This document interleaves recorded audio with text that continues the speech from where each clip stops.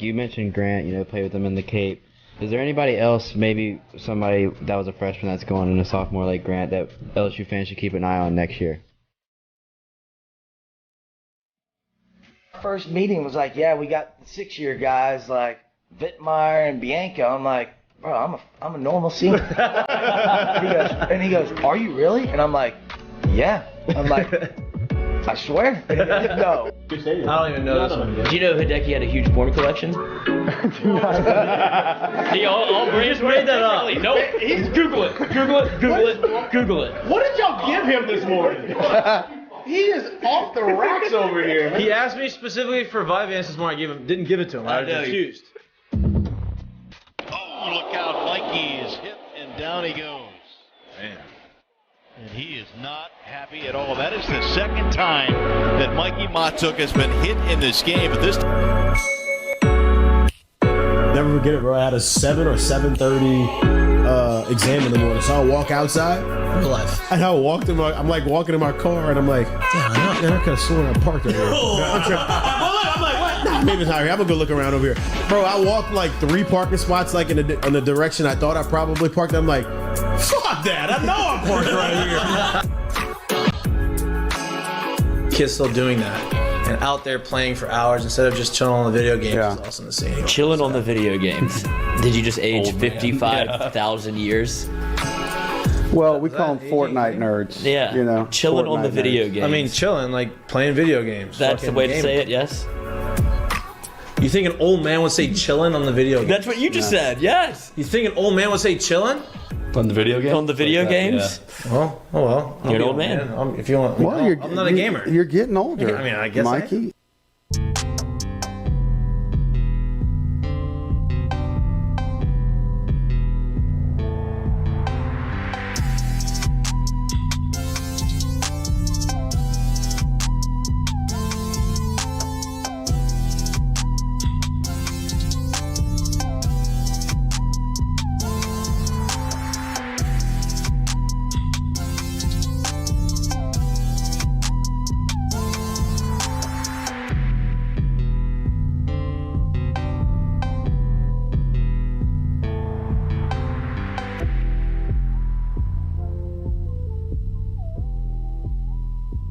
Good evening, good evening, good evening. Welcome back to Mik'd Up. Today's Monday, December 5th. Hopefully everybody recovered from this weekend of disappointment, anguish, Pain. and pain. And listen, we're going to get into it. There's a lot to talk about. Obviously, the boys did not pull out the victory. Scored 30 points on the number 1 defense in the country. Obviously, that says a little bit. There's no moral victories in this game. Georgia was a better team. They outplayed us. They had the breaks went their way. We didn't make the plays we needed to make. Simple as that. We're going to have this conversation. We're going to get into it because there's a lot of conversation that we had off air that is going to be very good for the show. I think a lot of people are kind of under the same sentiment.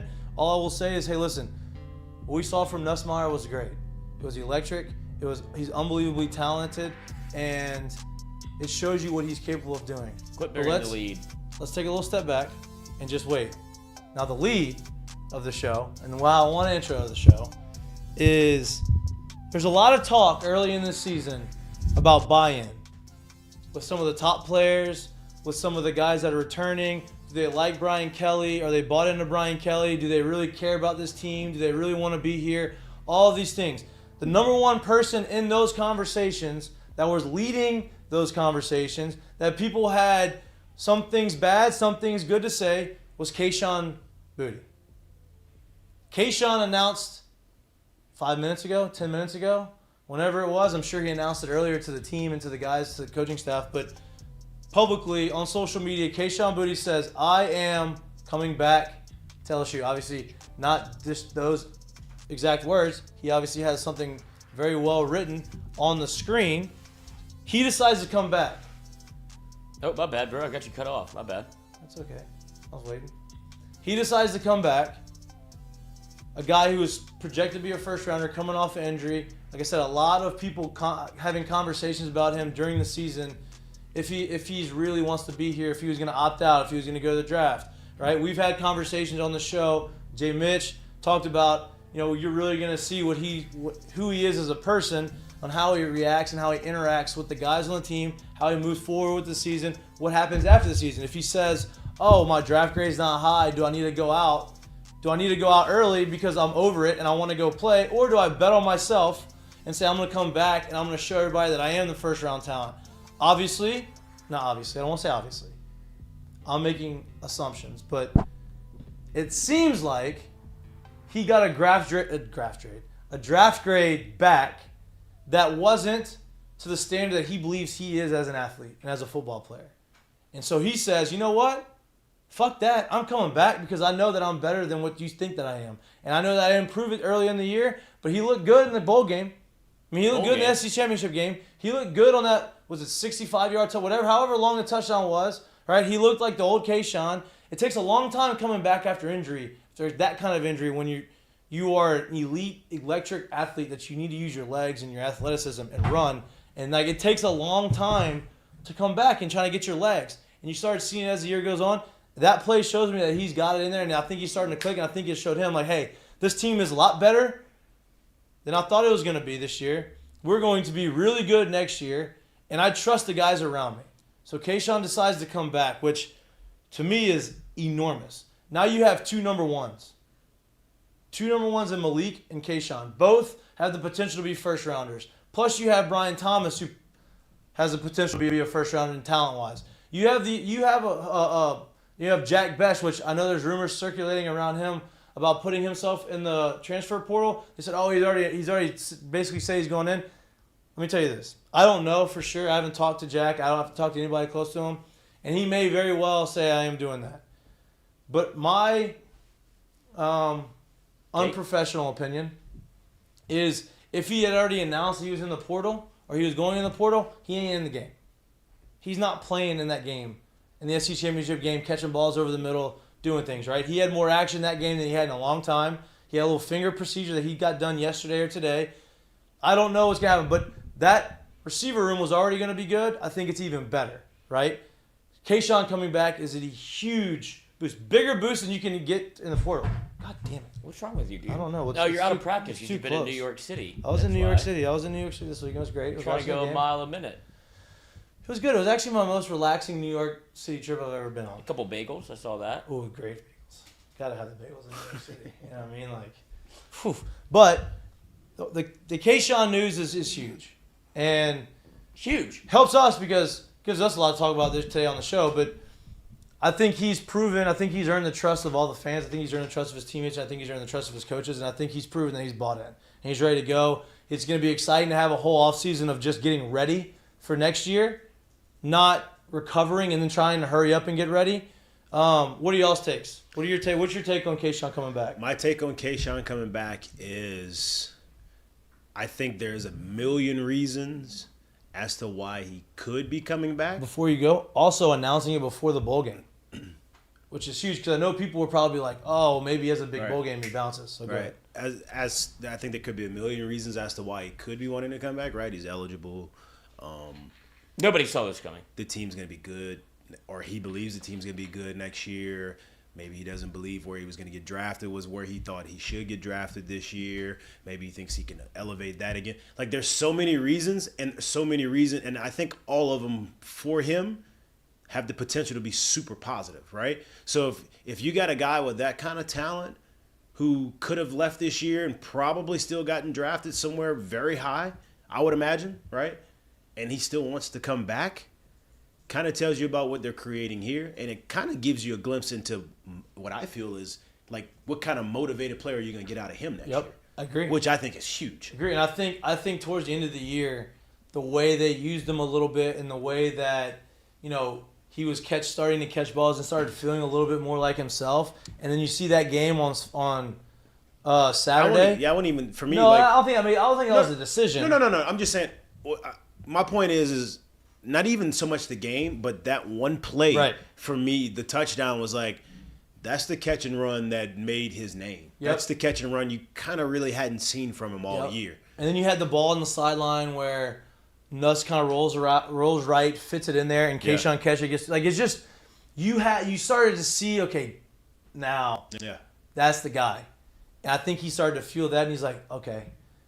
And you If know I what? put that on tape for a year again, And, watch out. And honestly, I think a lot of it comes back to not just if I put this on tape, benefit me. I think a lot of it comes back to, damn, we made it to the SEC championship game year 1 of Brian Kelly with the guys that we have, kind of like a makeshift team. They guys were slated to finish 5th in the SEC in the West. In the West, right? Hey, we're in the SEC championship game. We kind of got our ass kicked, but we fought our ass off, and we kind of made it kind of a decent game at some points. And I had this explosiveness, like, fuck, not only help me for the season next year or for the draft next year, I want to go and win. You know, and to me, it feels like that has kind of shifted the perception of what people feel about Kayshon. What do you got, Lloyd? What are your feelings?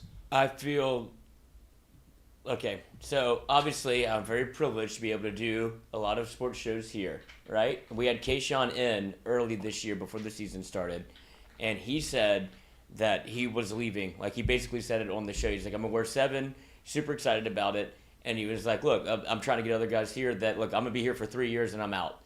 And for him to, I think it's at both of y'all's points, to where it's Brian Kelly, who goes from, I don't even know our best player's name, to I got 7 back. Like, that's an insane coaching job by Brian Kelly and whoever's recruiting him. And I don't think you can sleep on the fact that NIL probably plays a factor, because he doesn't have to go to the league right now, because everything that y'all are saying is right. Like, the draft grade probably wasn't what he wanted, right? Here's the deal. If the draft grade says you're a 3rd rounder, you're still an elite football player. Yeah. But he believes he's a 1st rounder. Exactly. So he can kind of bide his time a little bit and be able to say, okay, I'm not a 1st rounder. I know I'm 1st round capable. Yep. Let me come back a little bit. Hey, get it done. Gordon McKernan probably had a little bit of a hand in that. And then for him to be able to have another year under Jaden Daniels, if he's the incumbent starter and he comes back, like, this might be a massive domino for everybody to come back. Like, you talk about Jaquelin Roy. If they're trying to win a national championship, the way that message was phrased, well, here's the deal. It could be everybody kind of making the thing to run it back. Like, Greg Brooks comes back. Like, this is the domino. Can Greg Brooks come back? Yes. He had the COVID years. I have no idea how they work, but he has another year. Sevyn Banks is going to come back because he didn't get to play. Well, like, here's Mekhi Gardner, maybe. Here's the deal, though, right? Like, it's crazy what a year can do, right? Last year, it was such a mess. They didn't know what was going to happen. People couldn't wait to go. I'm gonna declare. I'm gonna go. I'm gonna do this because I need to get out. I don't know what's going to happen. There's too much in flux for me to come here and say and risk losing whatever draft stock that I have. Whether I believe I'm a 1st or 2nd rounder, I'm going to go, even if it means I'm getting drafted in the 4th and 5th round. I'm going to go ahead and earn my spot in camp when I get there. Now it's like... That's old LSU. Right. Now it's like, okay, after seeing this year, after seeing what happened this year, after seeing all of the progress, and it's like, damn, we weren't even... We were so much better than we could have been. We were already better than people thought, but we could have been so much better than we were. And to see that and to say, you know what? Okay, I'm going to come back. Because I believe that we have something special that we're building. That says a lot about the people that you have brought in to create. What was the whole reason why they brought these Brian Kelly in and the staff? To recreate a culture that they wanted to be proud of. That shows you the type of culture they created. Does it not?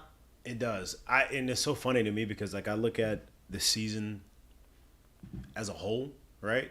And for me, like, just 3 games stick out, right?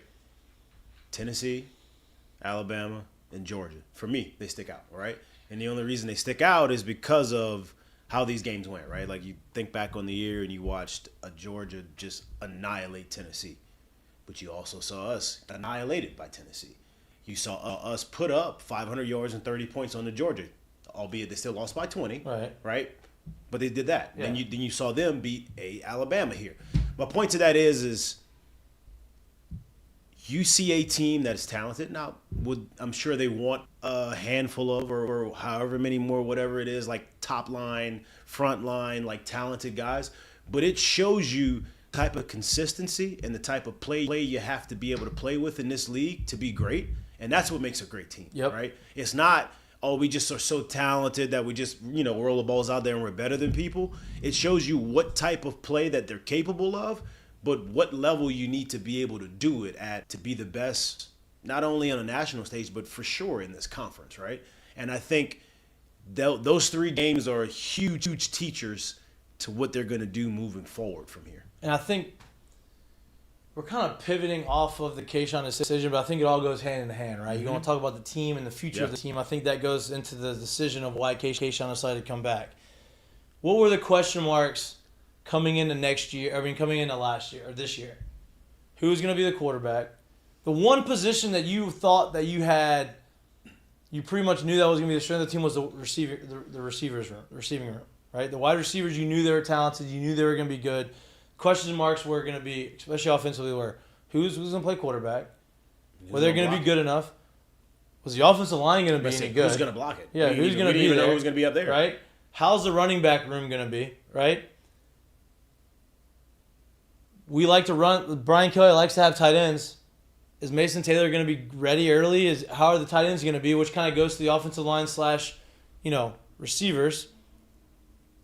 You look at those same position groups and those same questions, and let's go through them. Receivers obviously still going to be strong. You have a lot of guys coming back. Running backs, I feel like, are going to be pretty strong, right? You have guys that are still going to be there, that have experience, that have shown you that they have success. It's a deep room, right? Your quarterback situation, depending on who you decide, like you have a good quarterback spot. Like you have a guy who, even if I'll even say it this way, even if it's literally just the same 3 names in that room. There's no I don't know. Yeah, we're right. Gonna get out of this spot. Exactly. You know you're gonna get good play, good enough play to win. Yeah, right. I think that's what everybody will feel like moving into next year. And I think the biggest one out of all of it is what's the offensive line going to look like. And to me, I think the offensive line next year has a chance to be the best offensive line in the country. Yeah, based off of who they have coming back, and you have a whole year together. Yeah. Confidence, getting stronger. I mean, you had 2 bookend, two tackles are freshmen. Literally. Right? Was in high school football. True freshmen. Not like redshirt and freshmen. And they played their ass off. Mm-hmm. How many times did people say, man, look at Will Campbell get dominated? Not very many, if any, this year. There's a couple times. I mean, listen. It happens. Yeah, Emory Jones had his hands full with Jalen Carter. So has everyone else. Right? Everyone. Even the guys the same age as him. Given the situation, I feel like he played pretty decent against them. Oh, right? There's some cuts out there of him getting lifted up, setting and resetting, and giving him the work. Right. LSU, and this is what I've said for a while now, and it's not just me. I feel like everybody kind of knows this. What you got with Coach on the defensive line is what you get with Brian Kelly on the offensive line. He knows exactly what he's looking for. They're bringing in 2 more 5-stars on the offensive line. That's going to be a stalwart for what LSU does for as long as Brian Kelly's here. He knows how to identify talent, how to recruit the talent, and how to get them here. And It's been a long stretch of where's LSU's offensive line? You've been kind of playing makeshift for a little bit.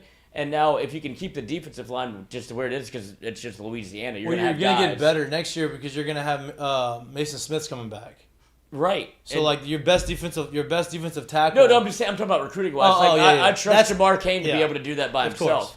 But the way that Brian Kelly is recruiting the offensive line and who he's bringing in with Zalance Hurd, you could go down the list of people that he's bringing in that are just, they're about to have 5-stars on the offensive line. At some point, you're going to have that. It's going to look like that's what Bama does. Yes. And then that's what Georgia does, right? You go and get these guys and you build your offensive line. You have all these guys that are extremely talented. Nobody touches your quarterback. You can run the ball at will. Obviously, it's going to be harder against those teams that have just as much talent on the other side, but that's what you're looking for. That's what we didn't have coming into this year. You have that going into next year. That goes into the decision. Shit, I think I need to come back. I'm going to go out there and we're going to ball out. We have a chance to go make a deep run. We have a chance to make the playoffs. We have a chance to go to the national championship game. We ain't that far away, and we have all this stuff coming back. I'm in, right? Now, obviously, the defense towards the end of the year, I trust Matt House. I trust him. I think he's a great defensive coordinator. I think we have the right guy making the calls, making the moves on that side of the ball. Towards the end of the year, I felt like we kind of got gashed a little bit. We may have been gassed, and we may have been gassed. We just didn't have as much depth. You still don't have the same amount of scholarship players as everybody else. And you go into a game against Georgia where, what did you think was going to happen?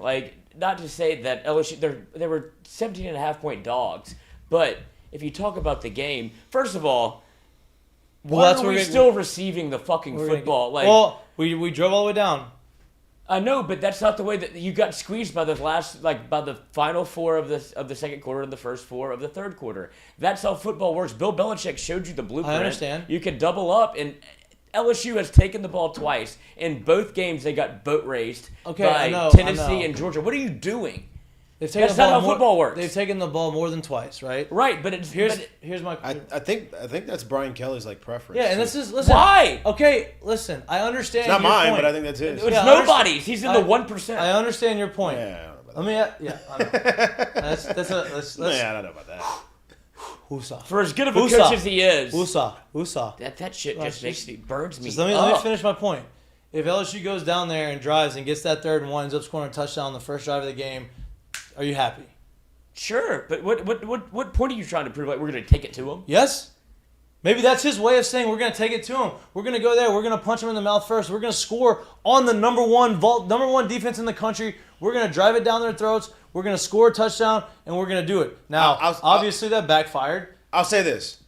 Because that's not the offense's fault. No, we can't say that because here's the thing. That's a strategy thing. That's what you That's what you prefer. Exactly. I don't think anybody will ever sit here and say, man. I'd rather the ball. I mean, I'd rather the defense. I don't think anybody would literally, whether you choose to defer first or whether you choose to receive first, I don't think anybody would sit here and say, man, we lost that game because of the choice before the.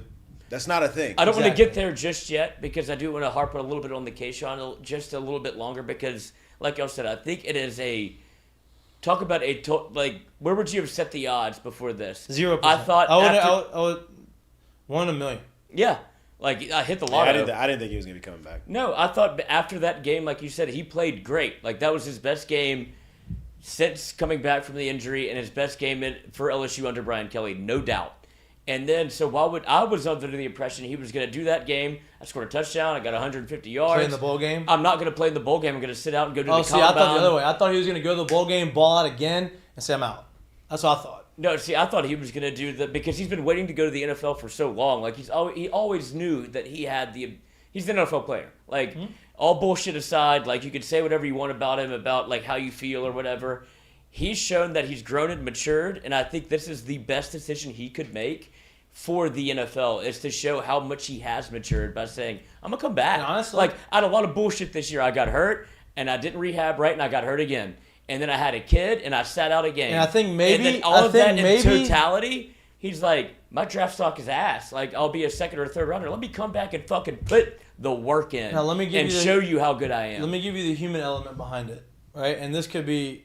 I don't know if this is not fact. I know this is not fact. This is just me being an outsider looking in, being a human being, being an athlete, and saying, okay, like, what's going to go into this decision, right? The human element of it is, you touched on it a little bit. He had a child during the middle of the season, right? Sits out a game. Right? The game, I don't care. The child's what I want to harp on. He has a kid. He's not playing for himself anymore. He's not playing even for his siblings anymore.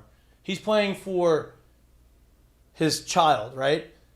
And when you play for somebody else like that is your blood, that is your offspring, it does something to you mentally, right? I've never had a child. I hope to God that I'm blessed with children in my life, but I have talked to people that have had children. Everybody around you is having that have had that, but I've also talked to athletes that have had kids, and I have seen what an athlete was before they had a child, and I've seen what the athlete was after they had a child, and the way their mindset changes and the way they go about things, just a little bit different. It's a little bit more.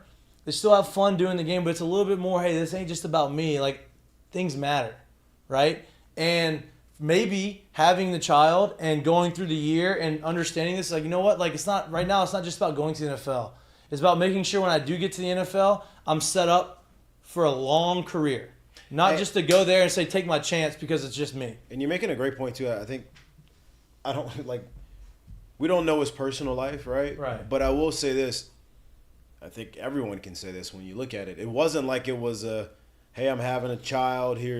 Let me, give you baby shower 1, baby shower 2, first trimester, second trimester type thing. Like, you didn't really know about this until it was coming out. Baby, yeah. So I don't know how much stress he was under through the whole thing. You get what I'm saying? Like, you don't know where his mindset was and how distracted he could have been through this whole thing. which could play into, like you said, like his mindset and how he Right. approached stuff. And then he could be freed up, but at the same time driven to all the right stuff next year. And he had a couple of drops. You could tell he's almost a little bit distracted. Yeah, but it's almost, and to your point of, the NIL obviously helps. Like, listen, I have a child, so now I'm not cash strapped to be able to give my child everything that she needs. Or is it a girl? It was a little girl, right? Everything that she needs, everything that she needs to be healthy and thrive in this world. Now you have the ability to make that money in college to be able to do that and not say, okay, I'm going to have to leave early because I need to go support my family. You can still support your family in college, but now you go there and you give yourself another year and win and have the ability to be the guy that you want. And instead of getting drafted in the 3rd, 4th, 5th round, depending on what the combine was going to be, and getting the smaller rookie deal. I'll say this too. Having to make First, a team. And just to sidebar that, like, we don't know that it was Right. 3rd, 4th. We don't know 5th anything. round. But No. what we do know is We know it what we've was seen. Jamar Chase What or we Derek do know Stingley. is what we've seen from him in the past. That's probably going to get drafted under what he thought he could have gotten drafted. Now he goes and has the year that we all expected him to have this year. He has it next year, and he shows that he's healthy, and he goes out there and he does his thing. He's a first rounder. Now you get guaranteed 3-year deal with a 4th-year option. I think that's how the rookie contracts go. It's a 4-year deal with a guaranteed 5th-year option. One of the two. However it works. I think it's 4 with 5. I think it's 4 with 5. You're getting that. Now it's a guaranteed money. You have all of this money. Now you've set your life up no matter what happens in the NFL. But you've also set yourself up to have a longevity in the NFL, which is very rare and it's very hard to do. So I'm not saying that's the reason. I think that goes into it, though. I think that you have other responsibilities and you have a family and you have a child, and I think that changes your perception on certain things. But and this is what I was very happy that he's coming back. Absolutely. I mean, that's the stunner of all stunners, honestly, because I felt like Kay was not that guy. Great time to do it, too, because everybody's down or you lost. Hey. A little cheers. Perk up, everybody. A little cheers. I'm coming back, and now everybody's going to be more excited to watch the bowl game, right? Which is I want to get into that because there's some questions about what do you do in the bowl game, not for him. No, but that's what I was about to bring up is how much of this is what he saw from Nussmeyer versus Jaden Daniels, whenever he's like, well, if we're going to sling the pill around like that and Walker Howard. Okay. I think it's twofold. I think it's Jaden Daniels coming in, and they had no time together. He didn't get to practice. He was hurt. That's on him a little bit because he didn't rehab correctly, and he told us as much, and it was immature. But now you're showing a little bit more maturity by coming back and being like, look, I kind of fucked up this year. Like, let me go in there with 100% clarity, and I can show you how good I can be. And you know what? In draft rooms, that goes a long way. I think so too. If he comes back, and he obviously, he comes back and he shows that he has grown from that, and he has made the adjustments, and he's not the same guy. And he has become more mature, and he shows out. NFL knows like, hey, this guy's turned that corner, and we're good. And I think a lot of that has to do with Brian Kelly being able, because like I said, he straight up went at him in the media. It was like, I don't even know how to say his last name. Like, I don't see him. I've never seen him around the building. But for him to go one more year, and I don't care. I don't think it matters who the quarterback is, to be honest. I think him having another year where Jaden Daniels comes in, has the playbook under his belt. You saw Jaden play hurt and be able to be a pocket, like almost a pocket passer. You saw Nussmeyer be electric whenever it was easy for him. To the argument, you say you saw what Ness did. Oh, Kayshon's big play was from Jaden. But I'll say it like this: when you think about the Jaden and Kayshon argument and how much chemistry and time together matters, Malik didn't miss any preseason stuff and was around, right?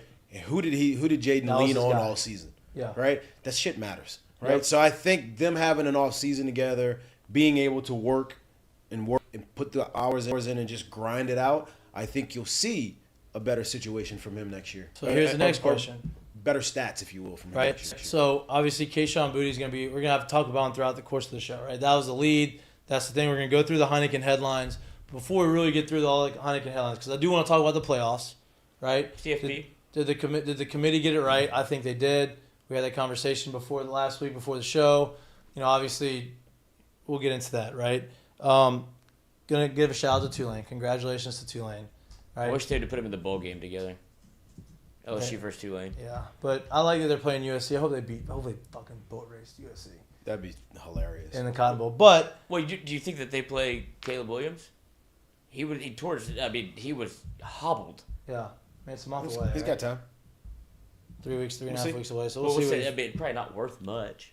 Like Yeah. to put him out there, like get him healthy, go Yeah, back right. next It year. just depends on. We'll see. It's just how he Oklahoma in a feels, different shade of I red. guess. But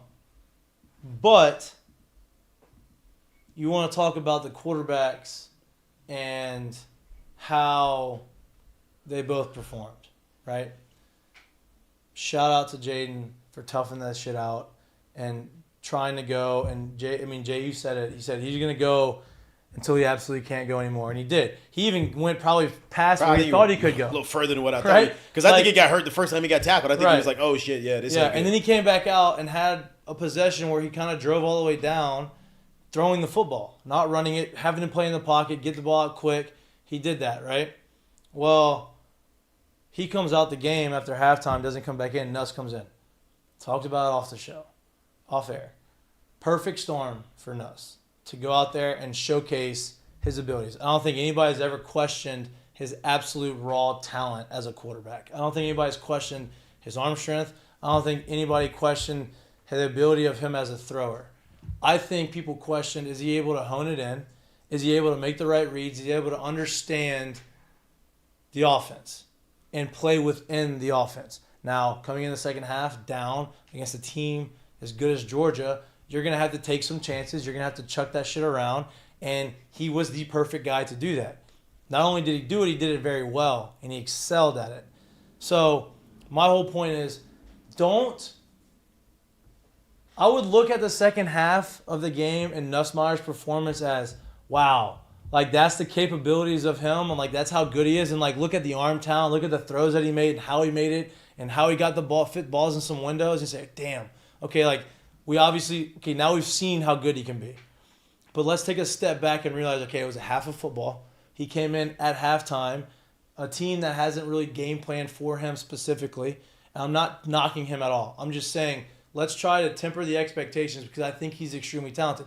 Now, my next question to you as in Lloyd and Jared and whoever's listening to us right now. If Jaden's not 100% going into the bowl game and Nuss comes out and has a full game like he did against Georgia in the second half, I'm not saying throw for 300 yards a half. Like, I'm just saying, like, go out there, throw for 320 yards and 3 or 4 touchdowns. Don't turn the ball over. Now, he did turn the ball over twice in the second half, but he was forced to take chances, whatever. He goes out there and he does it again. You start seeing some of these balls and some of these throws that are being made that really hadn't been made all year. What is your take in the quarterback room going into the offseason? My take in the quarterback room would be that it remains as it is. And my reasoning for that is because from what you saw in him in that second half, as much of a wow factor that was there, I don't think you're blind, right? Like, I don't think I'm blind. Like, I think it was impressive, which lets me know that the coaches have seen that too, right?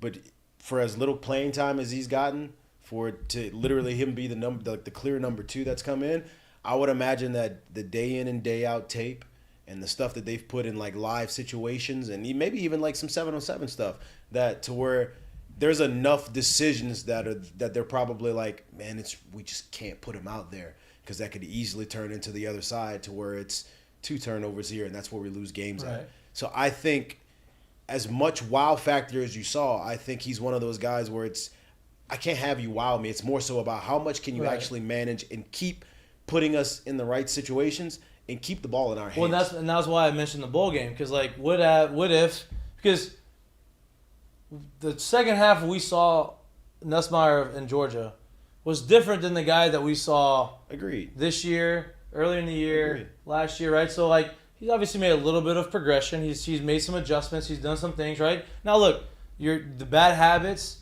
when situations get tough and crazy, like they kind of rear their ugly head. But who's to say? Let's say he does get the opportunity to start, not because he won the spot, but because Jaden's still banged up, right? And I would say probably 100% Nuss is probably better than a 70% Jaden. You just say, well, we don't want you to go into the offseason having a rehab, so you're not gonna play in the bowl game. You're gonna sit out because you're still banged up. Only if he's banged up. And he goes out there and he has a great game.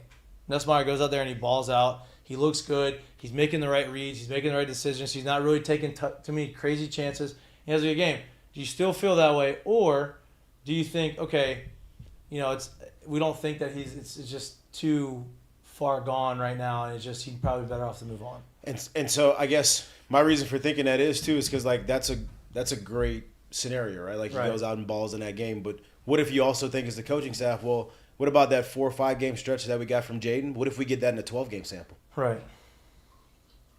You know what I'm saying? So it's like you can go either way, dude. Like one game is great, but like when they see you, put it on tape over and over and over again, I think, and that's the thing about football that for me is different than like baseball and like other sports is that what you put on tape every single day, like that practice, there's a lot of guys that get free agent jobs and late round draft jobs off of their practice tape. Yeah. Because it's that real. Like they're expecting you to go that hard and give you that much in practice that stuff matters. So I would imagine what they've seen over that time is like, we love it, but no, we can't. Yeah. Right? Same thing with Jaden on the other side. Is like, oh, with that stretch that we got where he played great, man, if we get that over 12. The thing about fans, and that's all fans, fans are prisoners of the moment, right? So you are, wow, that's the last, like, what have you done for me lately? Or that's the last thing I saw. Oh, my God, right? The beauty of coaches and high-level football coaches is they look at the totality of it. They look at what has happened. They look at how you prepare. They look at all these other things.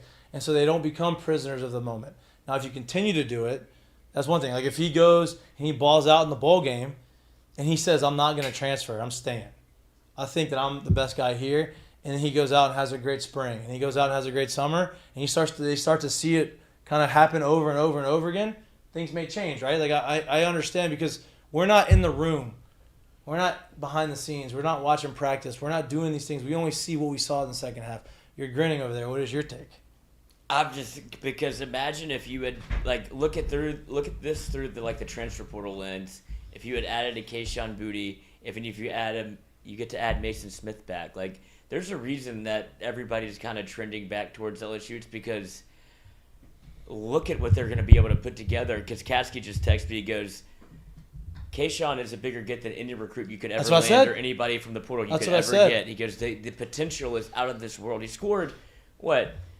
Tell Kasky to show up today. Tell him to 9 touchdowns in 3 games or something absurd. Yeah. There's no doubt that the talent is there, and we talked about the totality of what of Kayshon's year was like. And I don't think it really matters who the quarterback is. The way that Jaden Daniels played is because he played like that because he knew he had to play like that to win the game. You got the good and the bad with Nussmeyer on Saturday. Like you saw what can happen whenever you put him in the game. There's going to be some absolutely wow moments, but he also turned the ball over twice. But so that's why Jaden was almost a little bit shell-shocked to be like, I'm just going to tuck and run because this is what I do well. Our defense is good, and if I don't turn it over and do quick changes and things like that, we can win. So I don't care who plays quarterback, whether it be Nussmeyer or Jaden, but I do think that Nuss won't leave or transfer it until spring. Like they're going to do the same thing that happened last year with. So where does Walker fall in all this? That's what people are going to ask. Well, here before we get to Walker. For me, would you rather 1 year of Walker Howard or would you rather a chance to be in the college football playoff or just 2 years of Walker Howard? No, I'd rather a chance to be. I'm not saying that he should or shouldn't. I know, but I'm not talking about you. I'm talking about the way that this message is going to be perceived. Listen, you only need. Sorry, I didn't mean to cut you off. If you have a high level team, you play at a high level, you play in a very good conference, you have good coaching, and you win, you're successful. You could play for a 1 season or 4 seasons. That quarterback, if he's successful for that 1 year, you're still going to have the opportunity to get drafted extremely high. Burrow. No, 2 years. He had 2 years. I know. Mark Sanchez. No shit. I know, but he had 2. He had 2 full seasons of tape, right? But you still look at 1 year of tape. You have the ability to go be really good in the NFL, right? You have a chance to get drafted very high, right? There's been quarterbacks that have done that. So, yeah, I want Walker to be able to have the opportunity to play, right? If he's the best guy, I think he should be able to play. But if he's not, I don't think you force him into the starting rotation. And I don't want to get to a point where you're coddling him, which it feels like some people probably think oh, give him time. Like, you're trying to do the best thing for him in terms of, obviously, his dad has something to do with that in terms of how his career played out. There's not very many good true freshman quarterbacks in the SEC. You want me to be completely honest with you, dude? No. It's not about coddling. You know what it's about? Maturation. Brian Kelly's trying to fucking win. Right now. Right. I don't give a damn about who's here, who we got here, whose son we He got ain't here. reading Tiger how droppings. many? He don't care about that, bro. Yes, it's great. And so my Who's point gonna to it help him is win? like, if I get it, they probably see what talent it is, but it's like, is he going to win me games right now? And I don't know that that's what they thought yet. And I think that they think, hey, when he is ready, Yeah, he's gonna be legit. he's going to be the guy. And you might just get him for 1 year. Right. Which is fine, but there's a like we've all said kind of earlier. There's a reason he picked Jaden Daniels. You saw Nussmeyer; they saw him in practice every day. He picked Jaden because he's going to give you the ability to do what? Win football games. Yeah, but I will say this too. The one thing I do love about, like, the arm talent is there, but I think a lot of that What arm position talent. did you play? Who? You. Everything. Oh. Should have played cornerback. The one thing about that arm talent to me is that it's like. Do it. Now do it in reverse. Shut up, Lloyd. I'm trying to say something. Jesus Christ, what are you doing? Welcome to my world. The one thing about that arm talent that I did like was that I think what you saw him play with, which you don't, and I don't know how you can acquire that. I think that's just something It's you God get. given. I think it's something you get, but he plays with a lot of anticipation. Mm-hmm. Right? It's like watching a really good point guard to a guy that's a good dribbler, and so you watch a Chris Paul play, or you watch a guy who's a point guard and he just doesn't average 10 assists a game, right? I think he plays with a hell of a lot of anticipation sprinkled with special arm talent. Right, which tells me that Garrett, watch out for Kim Kardashian. Chris Paul. Jesus Christ, dude, you got that from that. Huh? Like what? I don't, that was a stretch. You worked hard for that one. Steve, damn it. 2-0 change up. Kangaroo swing through. Swing and a miss. Got me with that one. Jesus, that was. Let me get my brain back. Normal. That's what she said to Chris Paul. That was. Oh, you're really driving it home now. no, You're really going for it now. Yeah, let's go ahead and let's call time and step out and let's just regather. Sit this next play out, huh? I think I'm just gonna strike out. Come over But here. you talk about anticipation. You talk about how he throws the football, right? One, Gary Danielson was having an orgasm on the balls that he was, and listen, he should have, because it was extremely impressive, and the balls he was coming out, and it was nice. He made a throw, and Gary, look for guys who don't like Gary, like him, whatever. Gary does his job. He's not bad at his job. He says some stupid things. Gary. I don't mind Gary. I like him. But he's a good. He's good. He's a good analyst, right? He understands the game. He played the position. He knows what to look for, and he called out a play that, if you're just a casual fan or you just don't really pay attention to like the intricacies of the quarterback position, you may have missed it. There was an out route coming from the inside to Mason Taylor. He was going. Was it Mason Taylor? I believe it was Mason Taylor. Yeah. He was going. It was an out going left, right? You had a cornerback, and Mason had, I think it was the nickel guy on, or may have been a linebacker. Nussmeyer understands where he's going to go, sees that Mason Taylor has the leverage on the inside guy. Understanding it was man too. Understanding it was man coverage, but knowing that if he doesn't get the ball out at the right perfect time, like anticipating when he's going to make the cut, anticipating him being open and throwing the ball, he's going to wait too long, and Mason's going to run into the cornerback, and you're going to risk either getting Mason absolutely hammered or throwing an interception, right? But he didn't, and he threw the ball in between, and Mason Taylor caught it for 10 yards. To me, that goes to the man. He anticipates, he has the arm strength to get it into those windows, and he understands what he's trying to do. And that, to me, that was extremely. The other one that was impressive to me was the throw over the middle to Mason Taylor. Risky-ish, because if it's not perfect and the ball gets tipped, you got two guys behind over the middle of the field. Listen, tip balls in the middle of the field is interception 90% of the time, always.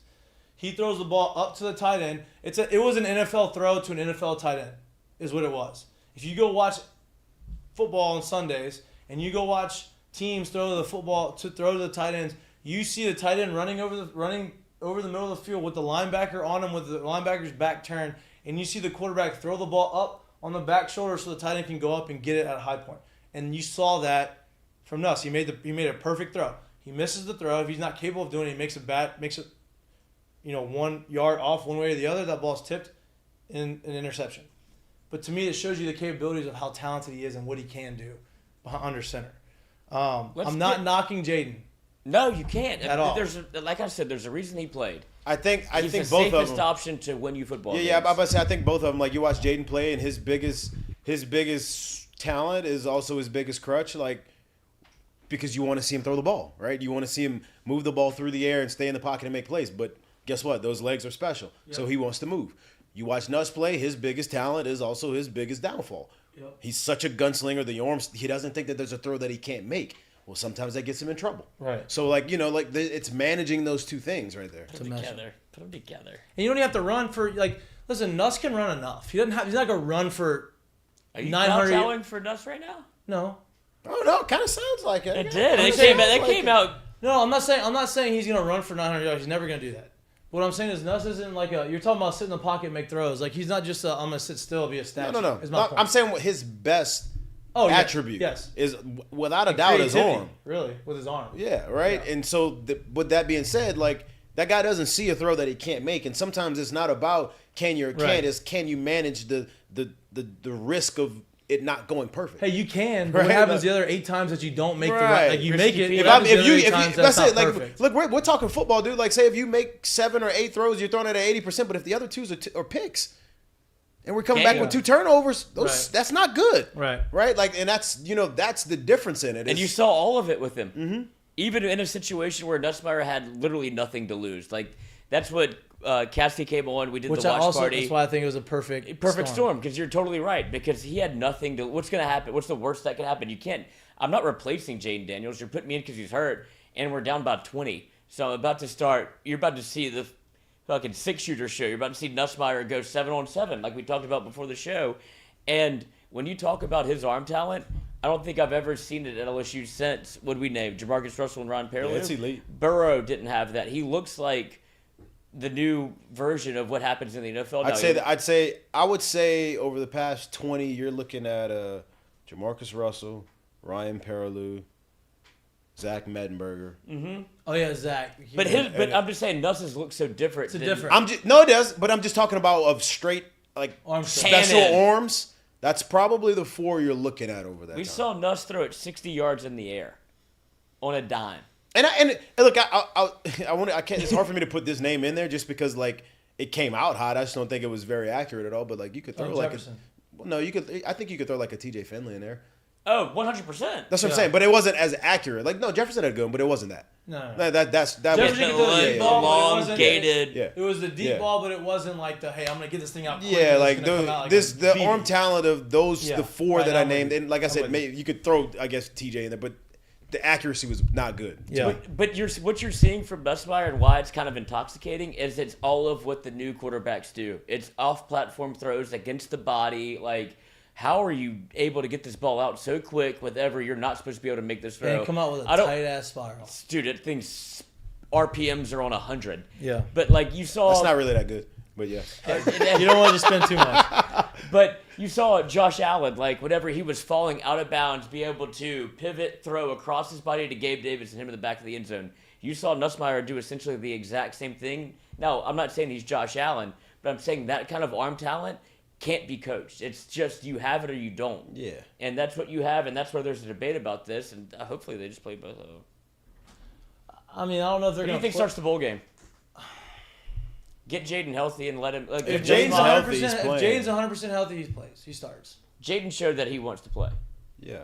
If he's healthy, he's playing. But... it's all contingent on him coming back. I think... because I also think, outside of just that, I think that staff realizes that it's still a pretty big statement game for him. You can't lose 3 in a row. No. That's what I'm saying. So it's not just a... It's not just a... fucking Purdue. Can't go 9-5. It's not just a, hey, let's ride off into next year... keep guys healthy. It's a very big game for them. I think that's how they're looking at it inside that building. I agree. So I think if Jaden's healthy, he starts, right?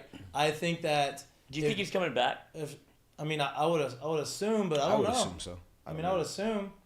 I don't see. I'll say this: you're fooling yourself if you don't think a closed door conversation between BK and Kayshon happened, and a lot of that probably kind of swayed him.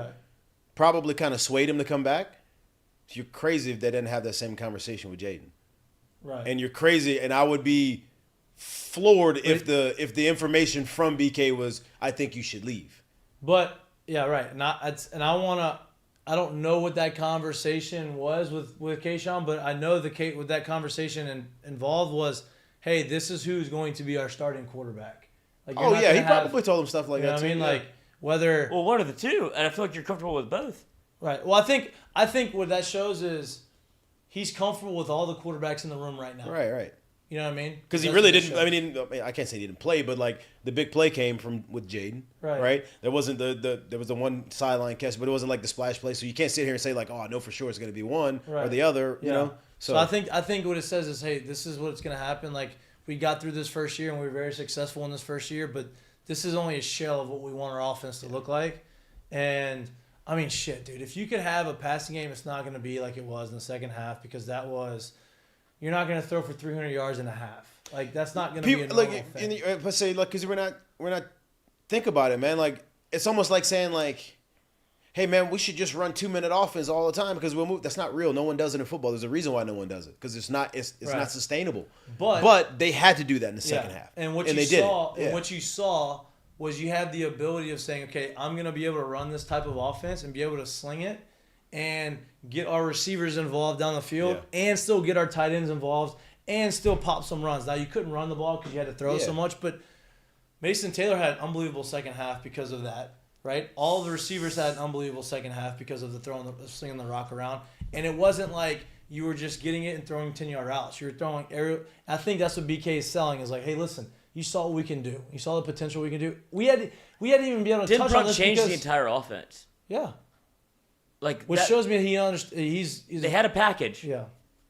And if you I don't even, bro. Dude, I'm not even gonna bullshit you, man. I'm not willing to say they changed the entire offense. I'm with you. I'm like when you watch the deep ball to Malik, like Malik's not open.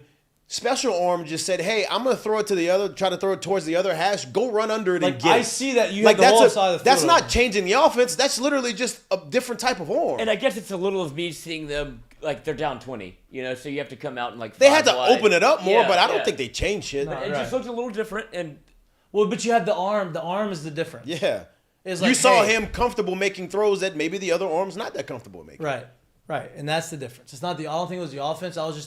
I think it was the guy who was running the offense. I'm not saying good or bad. It was just was his strength. Good. His strength was they weren't going to run a bunch of RPOs because his strength isn't going to be pull it and run for 50 yards. You don't have that threat. Right. They're going to say, okay, we're going to play action. You're going to sit in the pocket and you're going to see Malik get down the field and you can hold it until he gets about 40 yards on the field and let it rip because you can reach him. So, and for me, when I think about those two, it's like I could care less which style it is, right? Whatever one is going to produce me the W's. Who were your quarterbacks? Whatever you played at LSU. Jamarcus my freshman year.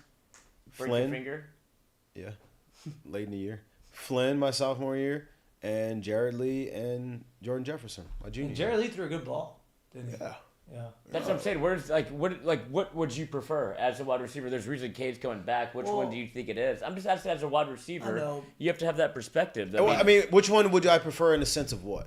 What That's the makes question. you feel like as a wide receiver helps you the most? Like depends on what kind of person you are. I will say this. You'd be hell bent to think that a guy that was uber talented and only cared about himself would sit here and say, "Man, I want the guy that's gonna help us win." But I could sit Julio Jones in the same room and say, "Hey, what do you want?" He wants to win, but everybody knew, hey, Julio's supremely athletic. Get him the ball. Are you asking for that, or are you asking what did you prefer to catch? What type of ball did you prefer to catch? What kind of offense did you prefer to play in? All right. The one that wins. I know that, but I mean, the reason I asked it is because you see times whenever during the year where Kayshon's like hand up, like wide open, and Jaden takes off, like.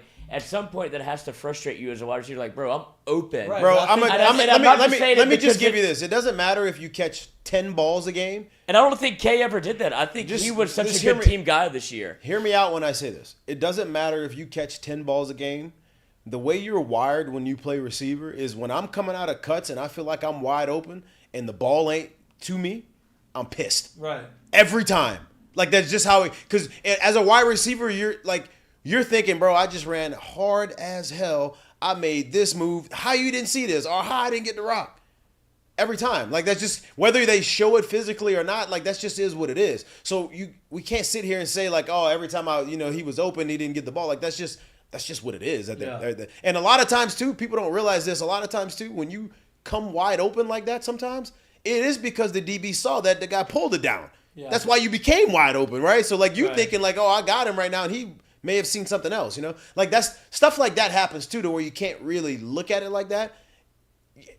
The question you're asking is more so, what type of person are you, right? Like, if all you really give a shit about is how many balls I catch and what I do, then I think we know which quarterback you want at this point, right? I think that if you're the type of person that says, I just want to win, like, then I know which one then in this offense, I'm pretty sure I know which quarterback we're going to do every Saturday. This year. What we saw this year, yeah. And I think Kayshon is in that camp of, like, I don't think he gave a shit about getting the ball or not. Like, there was times when he was open, but he never openly was. Because he felt like if he got the ball, he was going to help him win. Right. But I think he was a very good team guy this year, because there was times when he was open and he didn't really, like, you could do body language, like, you're right, like, it's going to happen. But I don't think he ever openly gave up on the team, and him coming back shows that. I don't think he did either. With that said, does this mean that you might get a little John Emery back? You might get a little Brooks back? Like, is this going to, like I said earlier, why would John Emery not come back? Because he put enough on tape to be able to get drafted. Like, the Flash is the Flash. I mean, I'll tell you what, Coach. I'm saying, they're all coming back to be first rounders. No. The running back situation is the one where jammed. No. The running back situation, I do think at this point. Noah Kane coming back, right? He can. He's a junior. I thought he was a senior. No. Hey, you got a COVID year. That's what I'm saying. It's crazy. For me, the running back situation, and I think the running back position in its current state of what it is, I think that's one position where those guys, when the iron's hot and there's an opportunity, you should leave. Yeah. And the reason why is because there's only so much tread on those tires. You're going to get hit. You're better off trying to get to that second. Agreed. That second deal before you actually hit the injuries. Agreed. Now, to your point, there's not as much tread off the tire of John Emery as there is to most running backs coming out of college. Noah Kane has more tread. There's not. Because he didn't play for 2 years, and this year he didn't play for, he missed some games. Now, my only reason I'm saying this, right? Running backs, the NFL and teams and evaluators have, especially over the last 10, 15 years, have devalued running backs in the sense of there's a lot of running backs that we can go get late rounds that we feel like are good. And I'm not saying John Emery's not draftable, because I think he is. I think he's extremely talented and he's very good. He has some fumbling issues. They're going to look at that. He had some time off the field. They're going to look at that. But when he did play and he had the flash plays, he was unbelievable.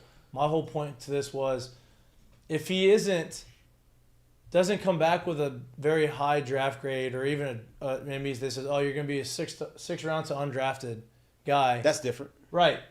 If that comes back, hey, I'm going to go back. I'm going to keep the ball in my hand, and I'm going to understand how to play this position even better. And because when I'm in there, I'm fucking good. Because I can catch the ball. He catches the ball at the backfield. And to your point, like, that is a completely different draft grade, right? Because the way I see it is, even just think of the last 10 years and the running backs that you've seen go, like, really high, right? Think of what they've had to put on tape and what they've had to do year in and year out in college to be able to get to those Bijan Robinson's going to go on the top 15 picks this year. Right. Good. My point is, yes. Okay, so, like, think of the things that they've had to do. Even you take guys like, I don't know, like a Javonte Williams, who no one heard of until draft day, right? But then you go look at his tape and his stats at North Carolina. There's 3 years of just ridiculous stats. My point to it is an absolutely unbelievable year by if Emery came back next year. Where does that get him? Where's the ceiling? Where's the ceiling? So my point is if the grade isn't that low and it's decent, I'm with you. Like, what's the reason to come back? If you're a mid-round guy, if you're a mid-round guy for him, I think you go, right? Right. Like, if you know you can put on a great combine, what would be his reason for coming back? Right. I would say the same thing about Kayshon.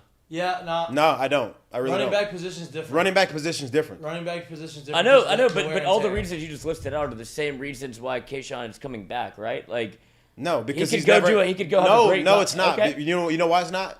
Because Emery has never put the top end film together that Kayshon has. And Emery will never be a first rounder. Right. You know what I mean? And the reason why I'm saying no. that's what I'm saying. Like the reason why I'm saying is because the position. What you thought Kayshon was slated to come into the year as, if he puts that on film again, he's gone. Mm-hmm. Right? Emory hasn't put that on film. So 1 year of it ain't gonna draft him in the first round of it. You know, like that's not really a thing. You talk about the running back names. You talk about all the guys, what they needed to do to get drafted that high. You look at Brian Robinson, who had a really good year 1 year at Alabama. He got drafted in the 6th round, right? 6th round by the Commanders. It was pretty low, yeah. I believe it. I believe that, right? And he stuck at Alabama for 4 years. He was there, yeah. He's got a big hat. Let's see. Everybody got the big hat now. Big hat. I know, it's too late to get one. No, it's not. It's never too late. He got drafted 3rd round. Oh, 3rd round. I'm just joking. I lied. I was 3 rounds off. But I guess that would be the ceiling for John Emery, right? Like, you come back, you play for your senior, you put it out, you put some good tape, you get drafted in the 3rd round.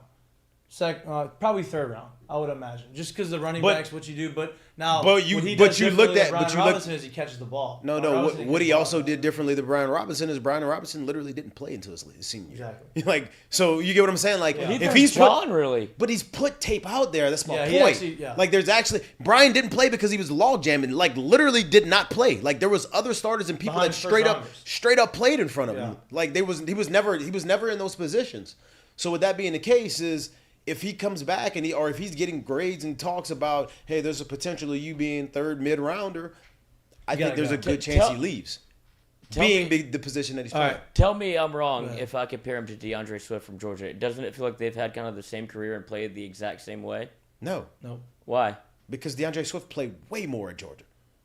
2nd round pick. Yeah, played way more at Georgia. He was more but I'm saying, if I look at him and sit here and say, if he was on the field that much and doing that, that's a pretty good comp. But you don't get drafted off a comp like that in that spot. You just don't. You really just don't. Name me running backs that get drafted that high off of potential. Like they have to see it on tape, and then still, even when it's like the guy, like when you know you're the guy, those guys still don't go super high until they really feel like it's like all-world, generational, we ain't seen nothing like this at that position type of guy. Yeah, DeAndre Swift had more carries, but also 7 fumbles. Is that what your comparison was, the fumble thing? Because they played the same style. They could both catch out the backfield. They're electric when they're in.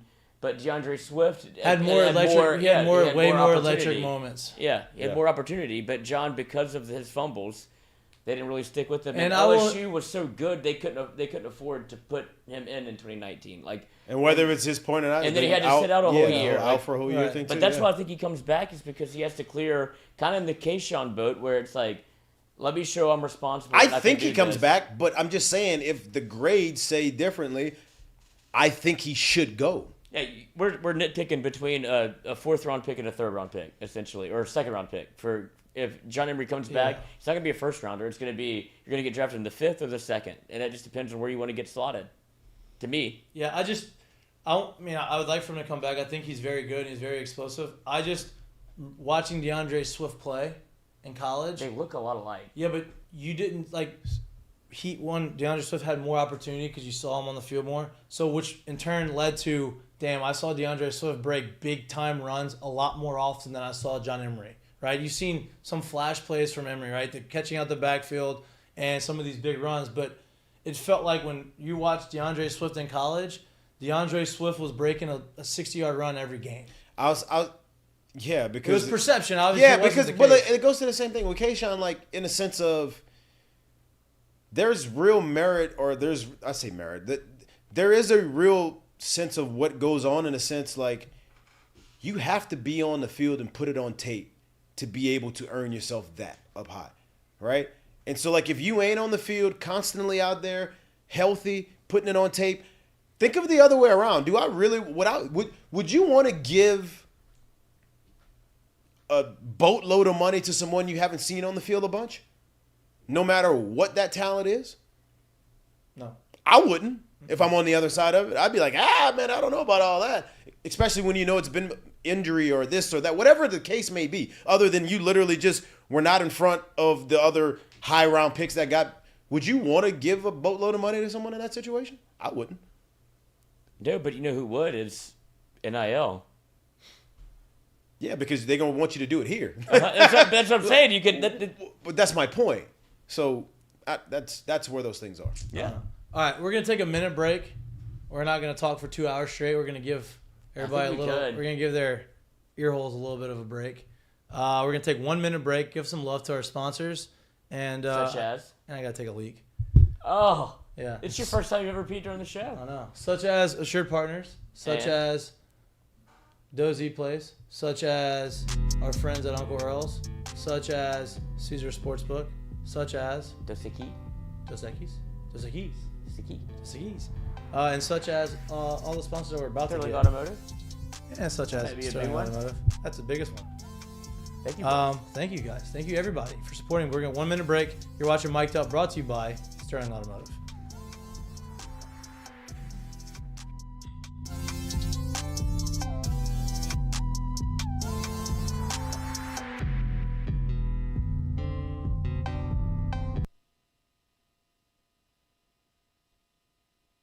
Hey y'all, it's Mikey from Mik'd Up. I want to talk a little bit about my friends down at Sterling Automotive in Lafayette. They're locally owned and operated for over 25 years. They have 13 locations, 4 in Opelousas, 5 in Lafayette, 1 in Broussard, 2 in Jennings, 1 in Crowley. They sell any type of car you could possibly find: Buicks, GMC, Ford, Lincoln, Chrysler, Dodge, Jeep, Ram, Hyundai, Genesis, and Kia, along with 5 pre-owned locations. They have over 1,500 cars in inventory on site. Unbelievable service, unbelievable people. If you're like me and you're on the go, they can sell and they can ship you cars up to 200 miles. Unbelievably convenient. Again, my friends down at Sterling Automotive in Lafayette, go to their website at saveatsterling.com. Awesome people, go check them out.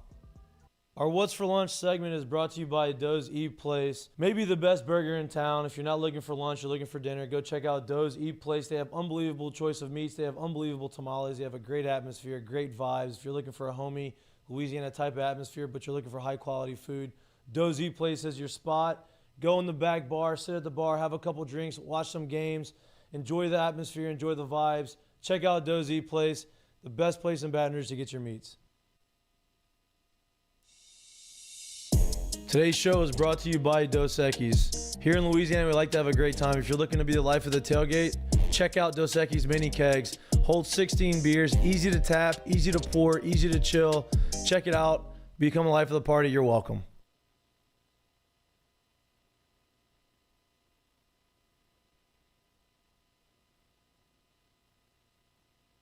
Hey y'all, it's Mikey from Mik'd Up. I want to talk a little bit about my friends down at Sterling Automotive in Lafayette. They're locally owned and operated for over 25 years. They have 13 locations, 4 in Opelousas, 5 in Lafayette, 1 in Broussard, 2 in Jennings, 1 in Crowley. They sell any type of car you could possibly find: Buicks, GMC, Ford, Lincoln, Chrysler, Dodge, Jeep, Ram, Hyundai, Genesis, and Kia, along with 5 pre-owned locations. They have over 1,500 cars in inventory on site. Unbelievable service, unbelievable people. If you're like me and you're on the go, they can sell and they can ship you cars up to 200 miles. Unbelievably convenient. Again, my friends down at Sterling Automotive in Lafayette, go to their website at saveatsterling.com. Awesome people, go check them out.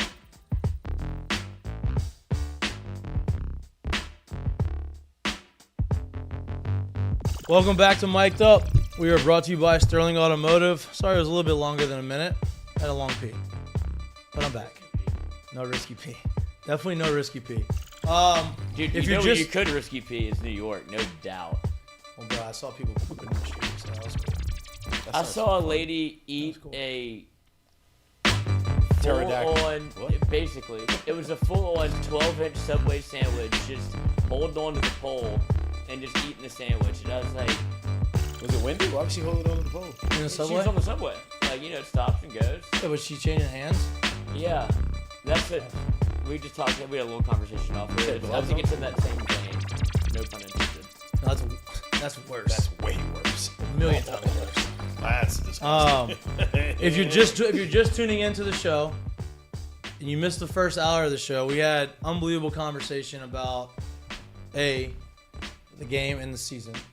B, well really, A would be Kayshon.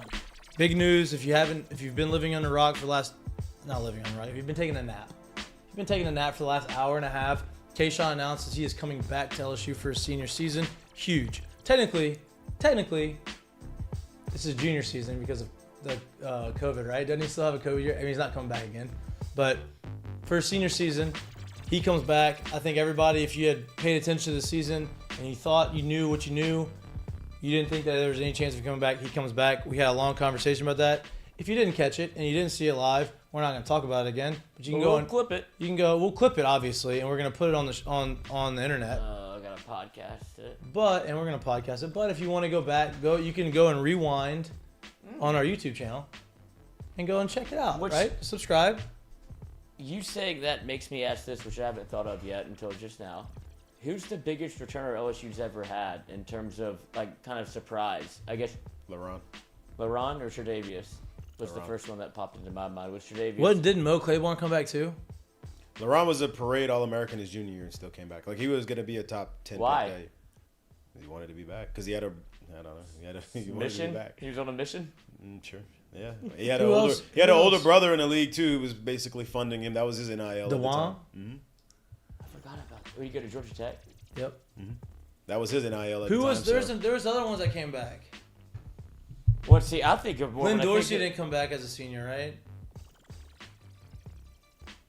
No, I think he left after his junior year. He got hurt. He got hurt. No, he didn't get. He finished whatever year he got drafted. It was like, but I think that because was I remember his junior year was his best year, or like the year before he got drafted was his best year. Yeah. I just don't know. His junior Actually, year, that's not technically correct. His numbers were better the next year. It's weird. Wait, did he get the award the year before though? Right? Yeah, he's the most decorated player in LSU yeah, history. but, okay, that's what it was. So wait, time out. He got the award the year before, but I don't know if y'all remember. That junior year was the same year as Ndamukong Suh. And if you go back and look at his numbers, hit that year, you're like, wait, that's not even. There is no way a defensive tackle did this. He was in New York, coach. Yeah. He went to he was a Heisman finalist. Yeah. No, like the numbers were crazy. Like crazy. And they put him on offense. Yeah. So I think that's what ended up happening. Yeah, he did. Year. Played all 4 years. It was a senior year? 2004, 2005, 2006, and 2007. Okay. So he came back and won a natty? So 2006, Dorsey was named to the 2006 All-American team and was All-SEC. He finished the season as Tigers' third leading tackler with 64 stops. Unbelievable as a defensive tackle, right? 8.5 sacks for loss, 3 sacks. Gave a fuck. Defensive lineman of the year, defensive lineman of the week twice. 2007, Dorsey started 13 or 14 games. I'm assuming he was hurt. 69 tackles, 7 sacks. So he did have a better year his senior season. And then he left. So he came back after. I'm sure he's going to be a first rounder in 2006. Then came back. I mean, he's basically the reason for the cut block. Like the reason you can't hold somebody up and chop. Because that guy at Auburn, I think. Yeah. Forget his name, but it was just dirty as hell. Yeah. But back to what I was saying. If you missed it, like and subscribe on our page. Go back, check it out, and tell us what you think about it. But it was a great fun show. We don't have any guests, but we don't need any guests when we have the knowledge that we have in here. You know what I mean? But the second hour of the show, I want to talk about. Can you run? Sports. Never mind. I was about to say, run those stats to me again. I don't remember what you said. So his junior year, he had 63 tackles. I think he was 7.5 tackles for loss and 3 sacks. His senior season, he had 69 tackles. I don't know how many tackles for loss. 2008? 2007 was his senior year. Okay. And he had 7 sacks. Okay. As a defensive tackle, 7 sacks that year. At that point of that was unbelievable. It was unbelievable. But what I want to talk about, we have a lot in the sports world to talk about, in the college football world to talk about, in the transfer portal world to talk about, and also kicking off in 3 minutes is Saints-Bucks Monday Night Football. I was about to pull it up. Who should we bet? What's Which spread? Saints still have a chance? Saints, believe it or not, this is their last chance. This is their last chance. This is their last chance. Believe it or not, the Saints have a chance if they do beat the Bucks, because the Bucks have not gone through their bye week yet. I mean, they haven't gone. No, the Bucks they're 5-7, right? No, maybe not. Maybe that's right.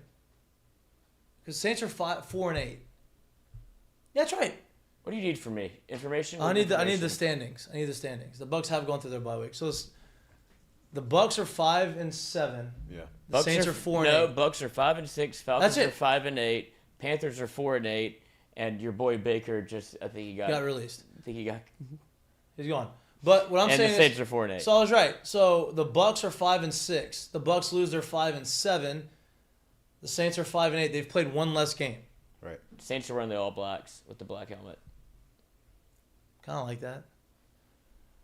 If you win this game, Looks like an Ed Hardy if you win this t-shirt. game, you're second in the division because you have the tiebreaker over.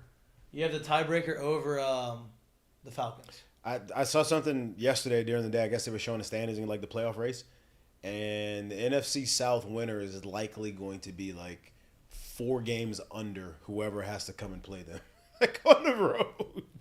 Love that. That's crazy. But this is the Bucs' last conference game. Is it? Yeah, they're 5-2 in conference. They only play 8 conference games. But still, they don't have any more Right? division games left either. No. Let's say no way. They do. What are you eating? M&M's. Oh. Is that okay with you? Yeah, it's fine. But that game's kicking off in a little bit. We need to. Should we put a bet in? That's why I asked you what the spread is. Let's see what the spread is. What do you think it is? If you do want to put a bet in, please use our promo code Mik'd Full with Caesar Sportsbook. Download the Caesar Sportsbook. Use our promo code Mik'd Full. Let's see. What do I think it is? I think it is Bucs minus 4.5. She's high. I haven't no. Okay. Where are they playing? In Tampa. No, it's not. Is it? Yeah, it is. Is it? I'll say 3.5. Okay. What do you think it is? I think it is Bucs minus 2. Bucs minus 3. Straight at 3.